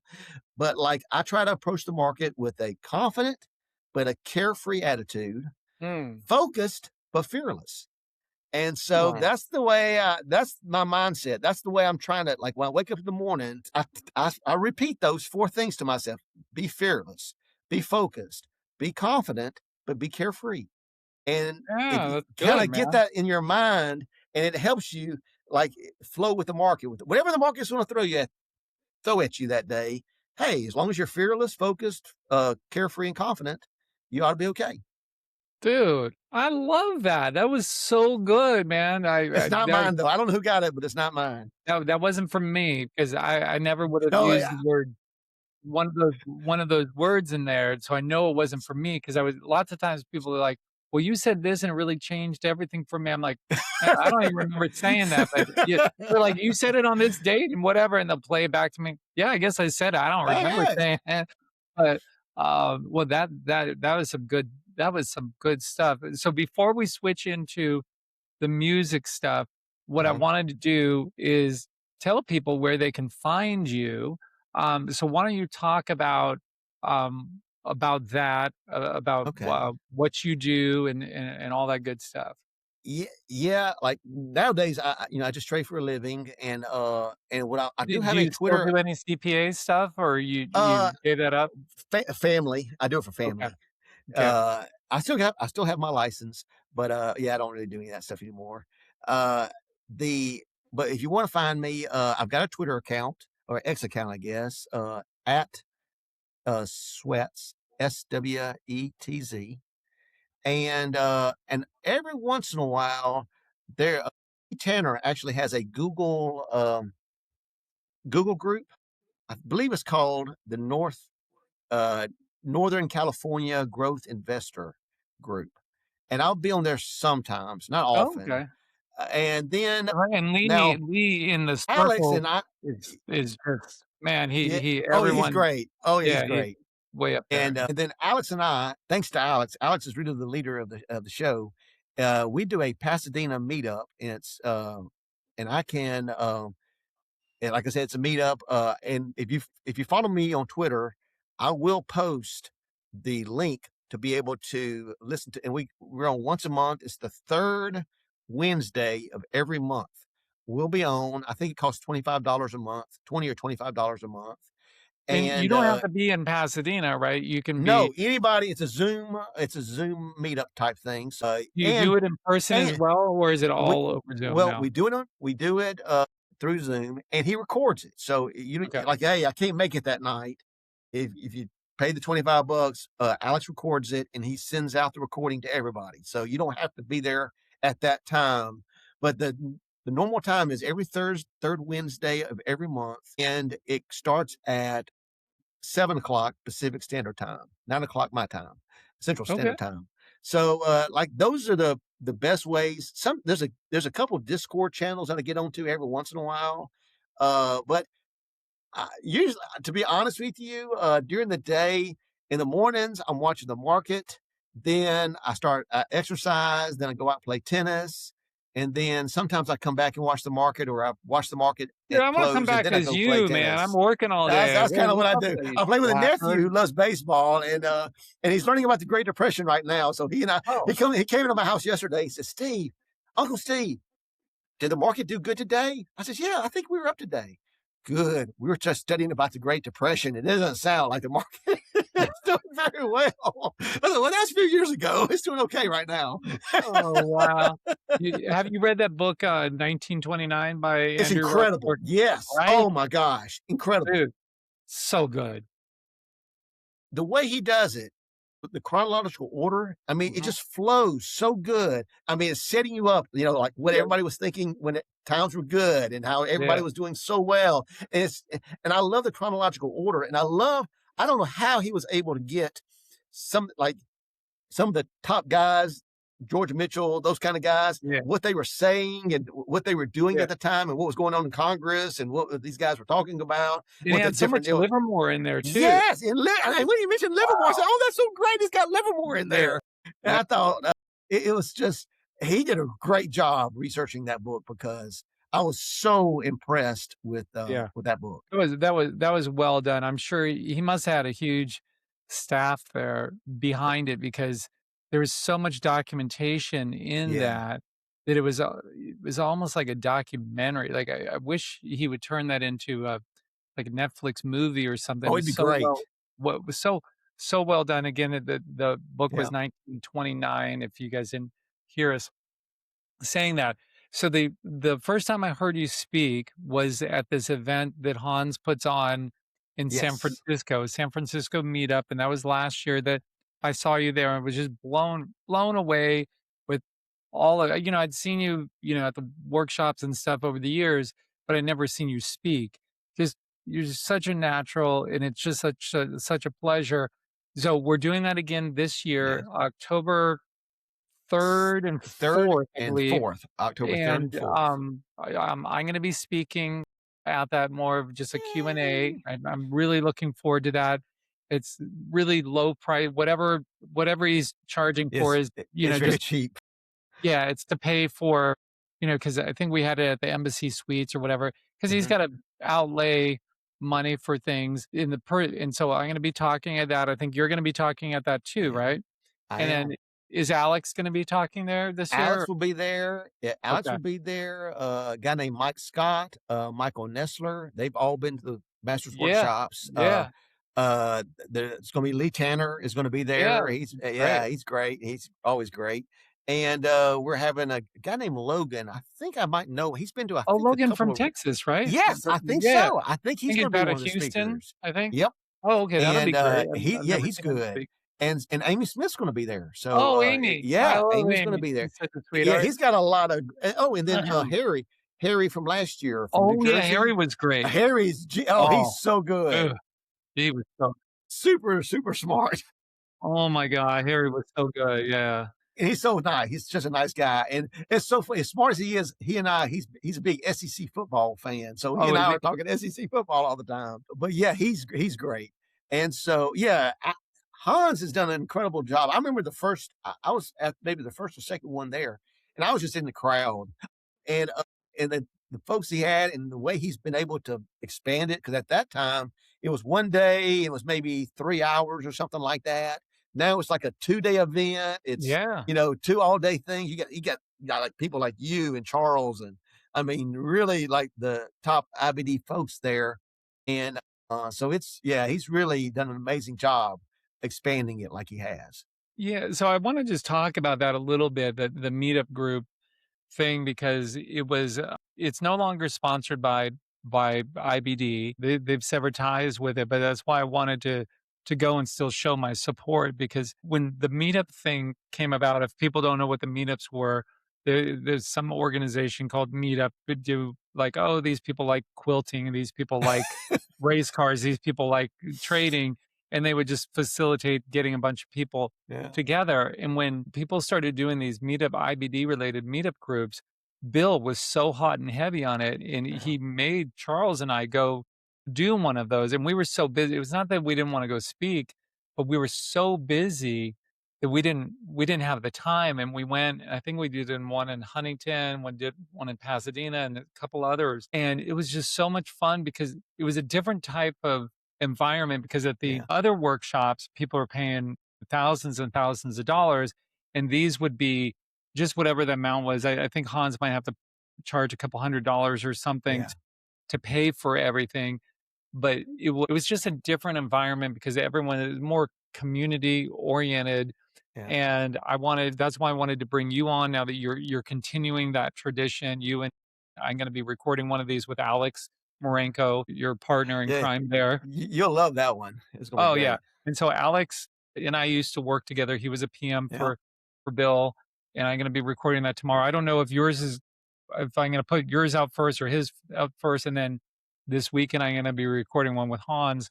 And so all three of these will go out, and I really do wanna promote Hans's event there because I think him and Yeah. he brings his whole family, or they're from Yeah. Switzerland, right? Or Switzerland. Sweden? Yeah. Switzerland. Switzerland. Yeah, and it's just I just wanna do everything I can to make sure that it's if he can't go to San Francisco, I believe he does it via Zoom as well, I Yes, he think. does. He does do it So via Zoom. and look for ones around your area, and I'm gonna be talking to other people who still do, meetups, but they can no longer use our name, and we don't we don't own the acronym that's in this book. Okay. I'm not allowed to say Oh, because I don't okay. wanna get sued because I don't own it, so I can't say that. But it's just, I think it's a wonderful thing. And most people charge maybe 5 or 10 or 15 or $20 or something like Yeah, that it's very for cheap. these things just to cover, cover basic costs. But it's a great thing, and I had so much fun with them. But before we get into the music, another thing I wanted to say is you were talking about your parents and, how they were good at, Mhm. you know, with things. And I was thinking, and it was, you were talking about sports and about how you were good at tennis, but not good at, was it soccer? I was good at soccer and not good at tennis. Okay. I had Yes. it reversed. So I think one of the good things for parents to do, oh, you were talking about the soccer parents, I think that were being Yeah, very aggressive. yeah, yeah. So my kids did the different things until they figured out what worked for them. And my son was doing basketball because my father is a basketball coach. I can't even do a layup to say I've tried. Can't do a layup to save my life. If you gave me $1 billion to I'm the do a same layup, way. I I would, couldn't yeah, I either. just couldn't do it. Even if you lower the hoop.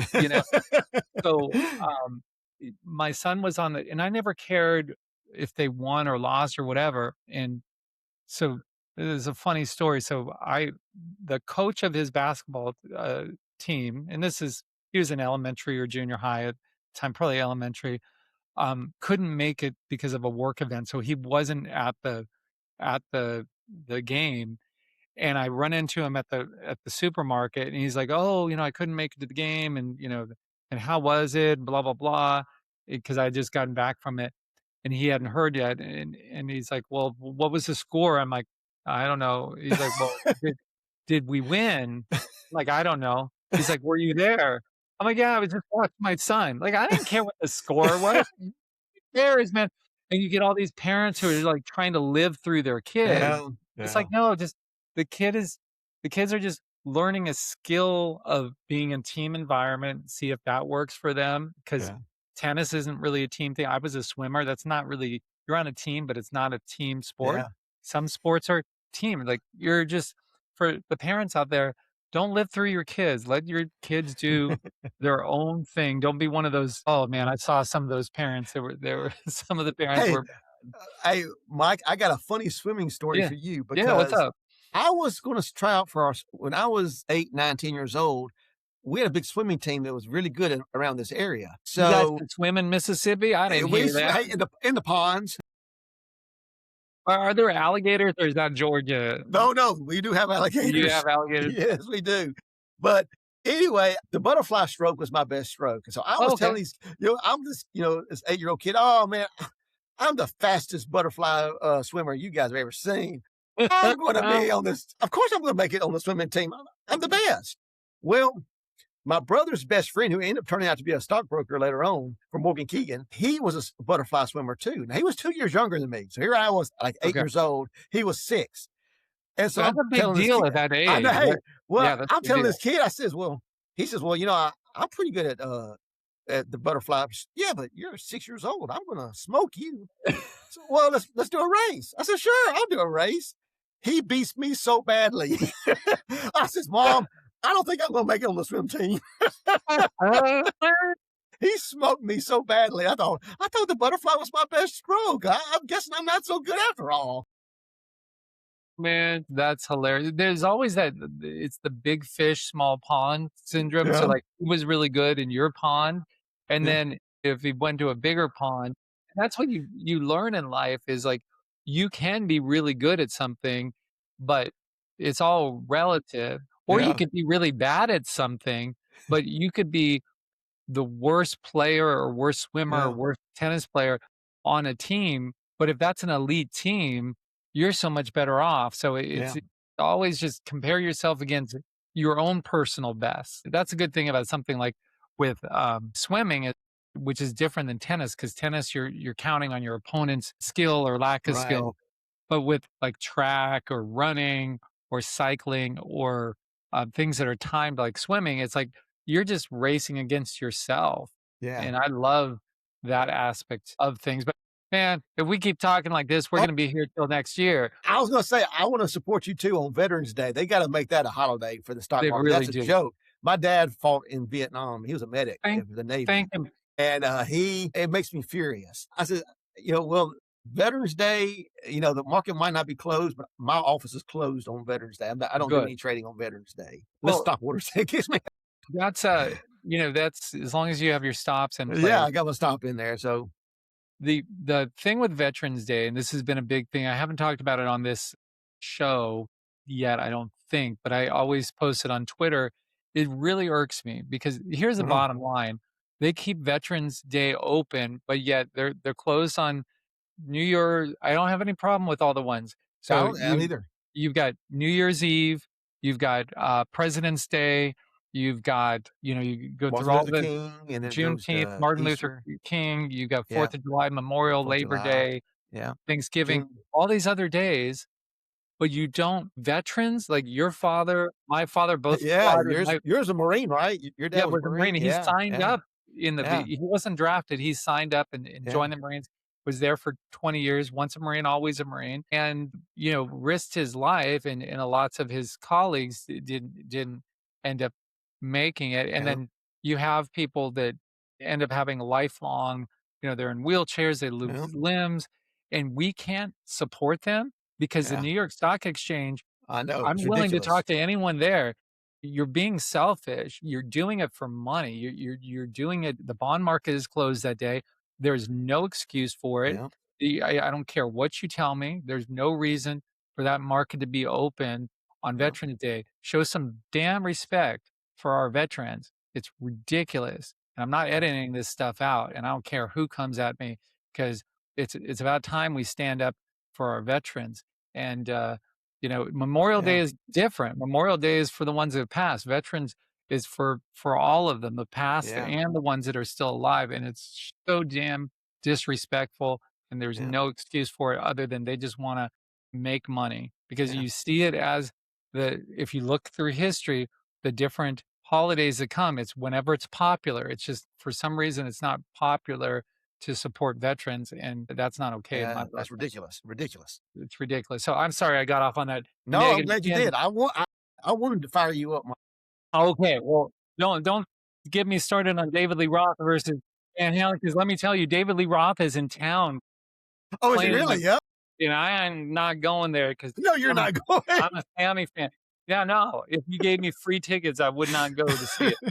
But you did tell me before the show, well, no, Yeah. before we get into the music, are there any final words that you would like to say here regarding stocks, or before we venture off into the fun No, I just can't imagine. I mean, I just can't imagine. Here I was, just a guy in the audience, I don't know, at the market school in Orlando, and now I'm getting to talk to Mike Oh, man. Webster and Charles, and I mean, to me, it really has been an honor to be able to even know you guys. It's I love it. When Hans first told me that, "Oh, yeah, Mike's coming. He's coming to see us." Yeah, he's coming, and I said, "Man, that's so cool." And then when Charles says, and then Charles came the first year, and then he said, "Yeah, he wants to come back a second year. He wants to hang out with us." I mean, that's Yeah. Charles Harris. And you guys are just one. I mean, really, you guys. I mean, the workshops are great, but to me, it's you and Charles and Justin and Chris and Arusha and Scott Sinclair. You guys are what make the workshop. I mean, if it wasn't for you guys, workshop wouldn't be anything. I mean, you guys are Well, amazing. I appreciate that, and they're fun, and I'm thinking back to when you said the Hawaii one that you went on, and they were pushing us. You gotta remember, I was, like, knee deep in work for Bill, and at the Yeah, time, I was senior VP and director of research and development on top of being a PM, on top of building my patent rec that took up so much of my yeah, time, and then Bill was wanting us to do more and more workshops, and it's like, "Man, I got little kids at home, I don't have time for this." There was some yeah, that I missed, like, there was one in Iceland that I refused to go on because my kids were too young at the time to go on that long of a flight, and I didn't wanna be that far away from them. yeah. And it's like, man, Iceland is so beautiful. They came back, the guys who went came back, I think Justin and Chris and some of the others came back and showed me the pictures. I'm like, "Man, I wish I would've gone." And then they did another one in the Bahamas. Yeah, that's right. I would, Advanced sign me planning back up. At strategies. least we did one in London, and I brought the kids there. That's pretty And that was, cool. yeah, 2012 or 2013, and we went down, rented a place after the workshop in in the countryside because I wanted to be over by where Eric Clapton's house was, so I could drive Oh, there and wow. take a picture in front of his house. So me and That's my pretty my cool. my son, who I'd named after Eric, we took a picture in front of his house. Security never came out or anything. We were just there briefly. I'm not a stalker or anything, but I do like take pictures in front of famous people's houses. Man, it was so much fun Oh, this having is so you much on fun. here. This is so It was much fun. and I hope people go to the thing that you and Alex do, support that grassroots movement because Yeah. you're not trying to make money. You're No, trying to spread the word and help people, and that's in the yeah, vein of what Bill did and what I'm trying to do with this series that I've got going on here. And please, yeah. if you can make it out to the thing out on October 3rd and 2nd and 4th. 3rd. Oh, 3rd Oh, and 4th, 2nd that's and right. 3rd 3rd? no, 3rd and 4th, you're right, 3rd 3rd, and 4th. 3rd and 4th. I'll be there October 2nd, so that's why Oh, yeah, because that's what he's yeah, doing something it else for yeah, look he's into doing an that. I auction don't know what it thing. is. There's something Yeah, else. I had some notes here. Oh, the note was the meetup in LA and the meetup in San Francisco. So we got that done. So now the yeah, last thing is the music thing. So yeah. if you guys are just here for the education, the fun and games, that's over. The real fun starts now. This is when Mike is actually happy. So we're going to talk music. Every guest has to go through this gauntlet. Now we had Jim Ropel on, and he did not do his homework. He did not come up with this thing, so I got to have him back. Well, I Oh, ask every guest, what is your favorite album? And this is the setup. Like, imagine you are stranded on you're a little bit older than me. You're 56, I'm 54. wow. So growing up, I don't know if they had it in uh, Mississippi, but what at least where I was, it was always, hey, if you're trapped on a desert island, what album would you bring? And then that was such a like, what do I do? It's like the biggest quandary in life. And I would put myself in that mindset, like, what album would I really bring? And could I listen to it all day long, every day? So what is the album? Don't tell me your favorite song off of it. We're gonna figure that out. Hold What is your hold favorite on. album? Melancholy in the Infinite Sadness by I don't Smashing even know. Pumpkins. By the Smashing Smashing Pumpkins? Pumpkins. Okay. Yeah, Okay. Melancholy and the Infinite Pumpkins. Sadness. Okay, I'm gonna learn Pumpkins. Let's You see. don't know the Smashing Pumpkins? Oh my No, goodness. I did not get into that. Now, I do watch now that's the guy who's the bald, right? Yeah, The he's bald now. He wasn't I then. actually watch his podcast because Yeah, I was watching one with him with John 5 the other day. I don't like the okay. Smashing Pumpkins music, but just to being honest with you, but but that's it's totally fine.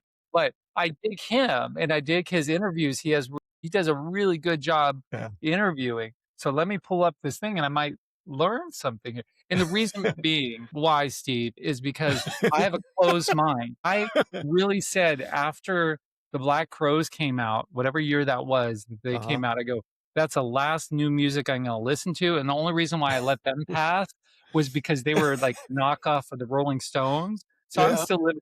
Someone told me today on Twitter, they're like, "Oh man, Mike, you're still living in the '70s." Like with my haircut, I'm like, "No, I'm living in the '60s, dude. You got that wrong." Okay, so I'm gonna learn something here. This is Melancholy and the Infinite Sadness. Sadness. Okay, Yes. the deluxe. I don't want the deluxe edition. Let me get the normal edition. Hold on a second. I'm gonna find this. Show all. Melancholy. Well, that's not it. 1995, right? Okay. Yep. Okay. So this just has is it really a 2 disc? Yeah, it's a 2 disc thing. Sugar in the morning, man, you're gonna make me go through all this and I don't do any of this. But I'm gonna learn something new. I'm gonna take notes. Hold on a second. We gotta do this. I knew sooner or later there'd be some music that I did not know. Okay. So I'm gonna do 5 songs at a time and you're gonna tell me Alright. your favorite. Okay. Okay. I'm gonna do them in order. Alright. Melancholy and the Infinite Sadness, Okay. Tonight Tonight, Jelly Belly. Man, I used to love Jelly Belly back when I did that. Zero, and Here Is No Why. Yeah. Okay, which one is the best out of those? Tonight. Tonight Tonight. Okay, Tonight. Okay. Now the next 5, To Forgive, An Ode to No One, Love, Cupid de Lock? Yeah. Okay. Which one is the best out of those? Oh, to forgive. An Ode to Forgive No, and yeah, to forgive. an Yeah, to ode. forgive. Oh, To Forgive. Okay. To To forgive. To Forgive. Yeah. Okay, got that. Okay. All right. And off of that first album, then we'll just do these 4. All right. Okay, how do you say the what is it? The Galapagos? Galapagos, Galapagos, Okay. Galapagos. Muzzle, Mhm. Porcelain of the Vast Oceans. Dude, this guy was smoking crack or something. And Take Me Down. Which one is the best out of those? Ooh, let's go with Take Me Down. Take Me I like that name, that Take Me Down. Okay. Take Me Down.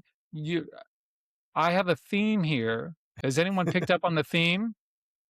I don't It's know. obvious, very obvious. I'll tell you later. Um, okay, because I want to see if I'm right here.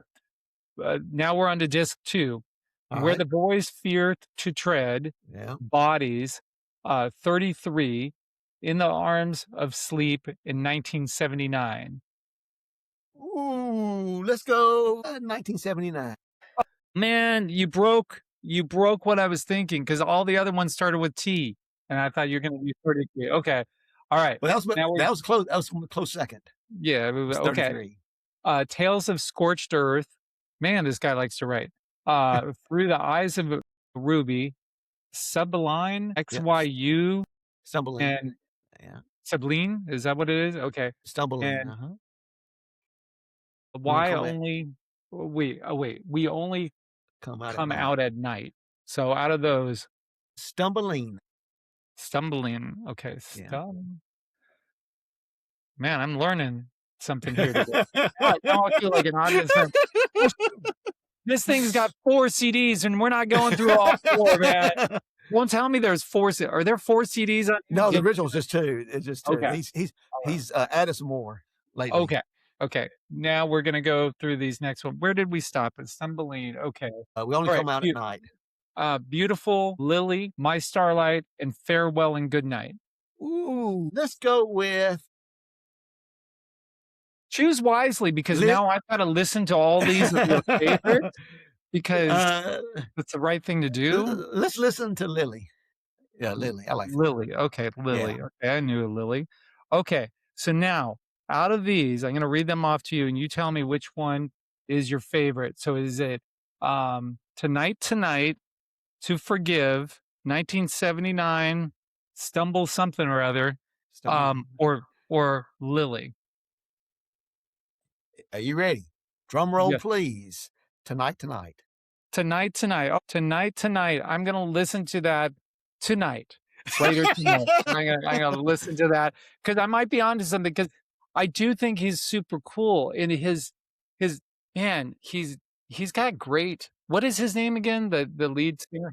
Billy Corgan. He goes Billy by Corgan. Patrick. I think he goes by Patrick now, but yeah, Billy Corgan. Yeah, Okay, and yeah, he's a great interviewer. I was watching the one with John Five, and what I dug about it is John Five is the guitar player for Motley Crue now, yeah.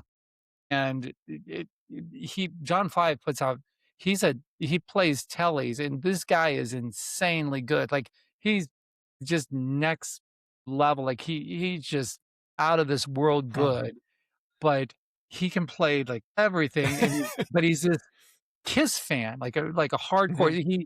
He's got all this memorabilia, like to the point where he's got a museum of Oh it that I guess wow. that you can go, but he hasn't disclosed where the location is. So Oh, there's some sort of thing that you can go see it. I never got into Kiss, so that yeah, doesn't. either. Yeah, it's just not my. You're either you don't you either love Kiss or you're just kind of like whatever. And Yeah, I think whatever. where whatever. And but he was diehard, and they spent the whole first part of the Oh podcast wow. just talking about Kiss, and I loved it. I'm Uh, like, this is my type of podcast. So I, oh wow. he's just like he's not even talking about what they were supposed to be talking about. They were just talking about Well, that. So one of the that was cons yep. I was going to say one of the concerts that I went to last year in November was in Chicago, and Billy Mm. Corgan, he's from Chicago. Oh, Special Pumpkins, they're from Chicago. But anyway, the Lyric Opera, an opera house, uh-huh. he got them to do this album with opera music. Oh, wow. It was amazing. And Wow. then I thought, well, Billy might be there to like introduce, like, hey, I'm collaborating with the Lyric Opera House. They're going to do their rendition of Melancholy and the Infinite Sadness. And then I thought that'd be over with. but he stuck around and he did some of the songs as well. He was singing a Oh, few of them, and it was like, oh my gosh, this is incredible. And he owns a coffee house that's just north of Chicago. And I went there the next day, and I thought, wouldn't that be cool if Billy Corgan just happened to come in?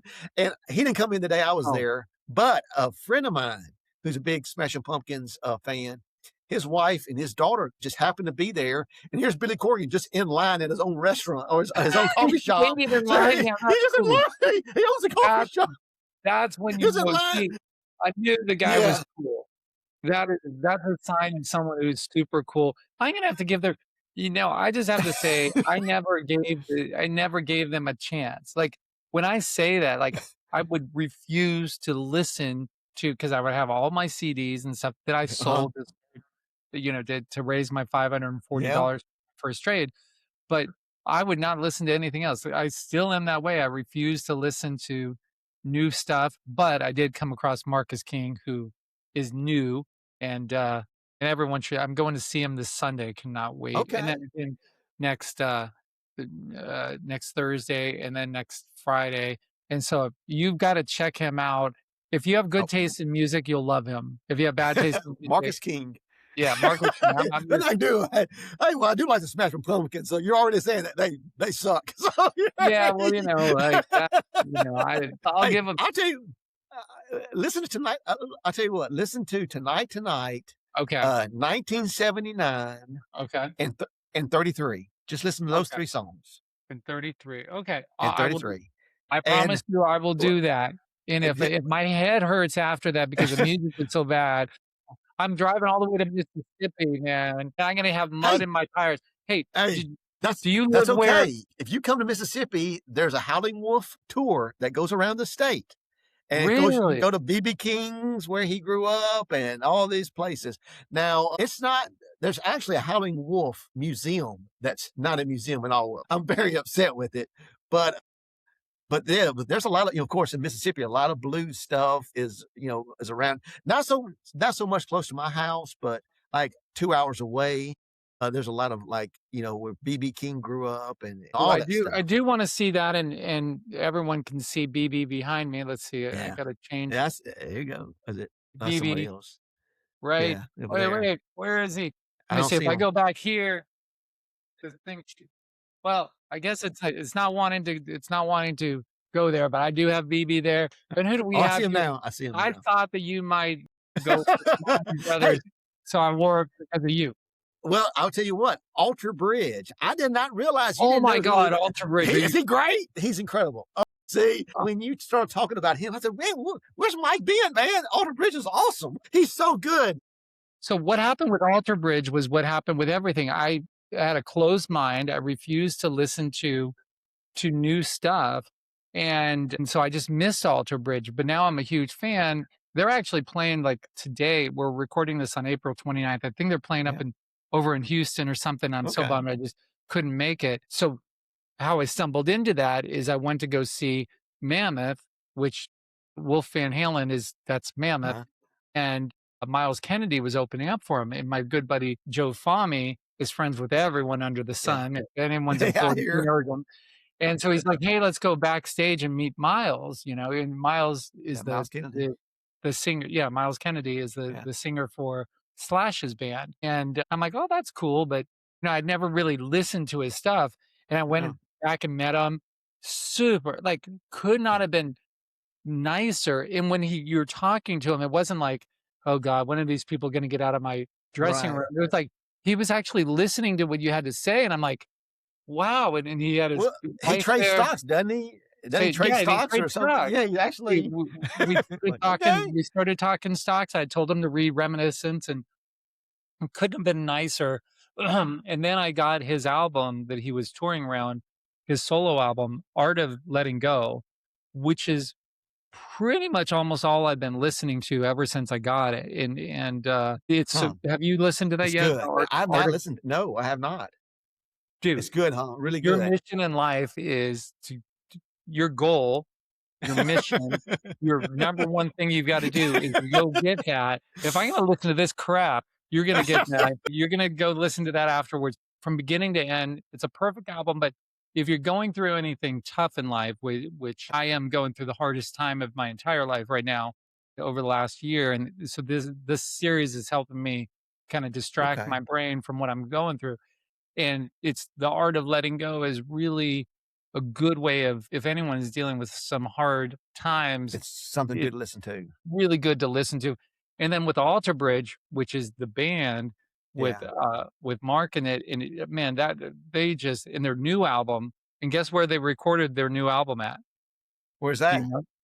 You No, I don't don't. know? I don't. I 5150 don't. Studios. Ah, I should know better. I 5150 should know Studios. better. Can you believe Well, that? my I mean, gosh. It was that meant to be.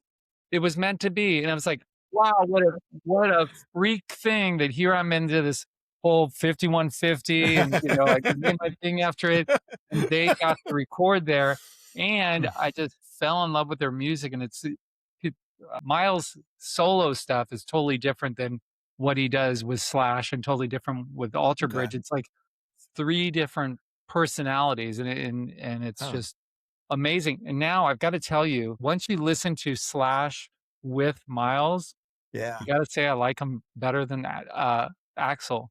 I know it's Really? sacrilegious, but if you listen to Hey, Miles doing, I'm starting to lose connection. I'm losing connection. I'm just telling the truth, man. You listen to like a song, the same song with Axel singing it, and listen to that with Miles singing it. Okay. You at It's first, the first 2 or 3 times, you're like, "No, it's not yeah. Axel, it can't." But then when you really listen to it, and look, Yeah. Axel is dude, he's one of the best singers of But all time, but but Miles has an awesome voice too. it really does, and I think Yeah. it's actually better suited for it. But man, Guns N' Roses doesn't get No, better than Guns N' yeah, Roses. they're awesome. Yeah, Guns N' Roses they're awesome. And what Now, was the best? have you ever seen Guns N' Roses live? I mean, Yes, back then? So I never yeah. did. I missed that's So one thing I wish I could have done. I saw them I think it was at the Rose Bowl or Dodger Stadium, one of those 2, with Metallica. Well, man, talk about Wow! yeah, are you kidding me? Talk about a show. And then I saw him when they got back together, I saw him with my son at Dodger Stadium, and that was an epic, epic show. Like, Hmm, I was not expecting much. I was just like, I wanted to bring my son along right. for him to experience it. And because he's a really good my son's a really good guitar player, and Doug had really good taste in music, and so I knew that he would really enjoy the experience. And I was just going like, okay, they've probably seen better days, but I want to see him. Slash got like, I don't know how he did it. He's better than he was back then. Oh, talking us about Slash. I've been Yeah, mentioned this before. So I went to go see Miles Kennedy at the House of Blues in Anaheim, okay. opening up for Mammoth, and it was the last song that he was doing, or one of the last songs that Miles was doing, and it was such a great show that all of a sudden it was forget what song it was. I'll remember, but it doesn't matter. You can Google it or you can go Right. on YouTube and see it. So he's playing the song. All of a sudden, it comes time for the solo, and freaking Slash comes out at the House of Blues, and no one was expecting Nobody it, expected that, huh? dude. Wow! Place went crazy, and then people started trying to rush up because it was standing room only. So you know how it Right, is, standing room only. You kind of this is your spot. You don't move from this spot, and right. you've been standing there for 2 hours before the show to get your spot. And these people started trying to push through when Slash got there, and we're all like, "No, screw you, man! Like, no, I know. you weren't here." You weren't there for And 2 hours. it was like 6-minute long solo. Maybe it was 30 seconds, Huh. but it felt like 6 minutes. So it was so good. But if people go on YouTube and they search for, uh, for Miles Kennedy with Slash at the House of Blues in Anaheim, and that was it. It was so killer. I can't wait to Wow. go see Miles again wherever, whether it's with Slash, with Alter Bridge, or his solo stuff. It's all gonna be great. Man, we could talk Now, music I forever. don't say I was gonna ask you, how many concerts do you go a year, you think? Just 10, Not 20? enough, not enough. I'm going to, I like, was just wondering. yeah, it depends on the year, but a lot, but not enough. Never enough. Yeah. Some years I would give myself a punishment, like, if I had bad trading, I would tell myself, No "Okay, concerts. this is a no concert," because then it was a reward for myself, because we all have to have, like, these mental little tricks Yeah. to Oh, do yeah. better. And so I go, okay. But then once you realize how short life is, you kind of go like, screw it. Regardless how I'm trading, I'm gonna go. Okay, we're going to I'm the gonna go concert. see. I'm gonna go do as many as I can. That's my happy place. But hey, Oh, this was hey, such a pleasure, this is so and much fun, Mike. This is great yeah, talking to you. I had a blast. I'm looking forward to the next time you're on IBD Live. You May know, 22nd. oh, May 22nd. Okay. Uh-huh. So, well, this will be released before or after that. So All right. hopefully you'll be back many times because everyone just, because what IBD Live is this thing we do in the morning on IBD. It's paid, but it's really low price for what it is. There's 4 different guests every day, and Monday through Thursday, it's just in-house people like myself, and David Ryan's on Tuesdays, and then different people, Scott Sinclair and Chris and Justin and the whole Yeah. gang, and Allie, of course, and Dave Hatman. But then every Friday we have a special guest come in, and we needed someone to fill a slot one time, and we were talking like who would be good, and I had just seen you there, and I'm like, oh my god, this guy is freaking hilarious and super smart, and he knows this. I know we didn't talk too much about the trading much detail, so you can come back and we could go more into the nitty gritty about how you trade. But I was like, everyone's gonna just love him, and everyone did, and now I'm so glad. Hopefully Well, you'll be. thank you, Mike. It was an honor. I mean, seriously, it's an honor to be on IBD Live because I mean, like I said, I look up to all you guys, and you guys have helped me in my training over the years. So it was like, are you sure you want me to be on IBD Live? I mean, it's like getting invited to pitch in the World Series. I mean, it's Man, awesome to hang out with you guys, and it's just amazing to be able to well, hang out with you guys. I'm going to ask you one thing to do because this is something I always do at the end of episodes, but I Be don't do them. kind.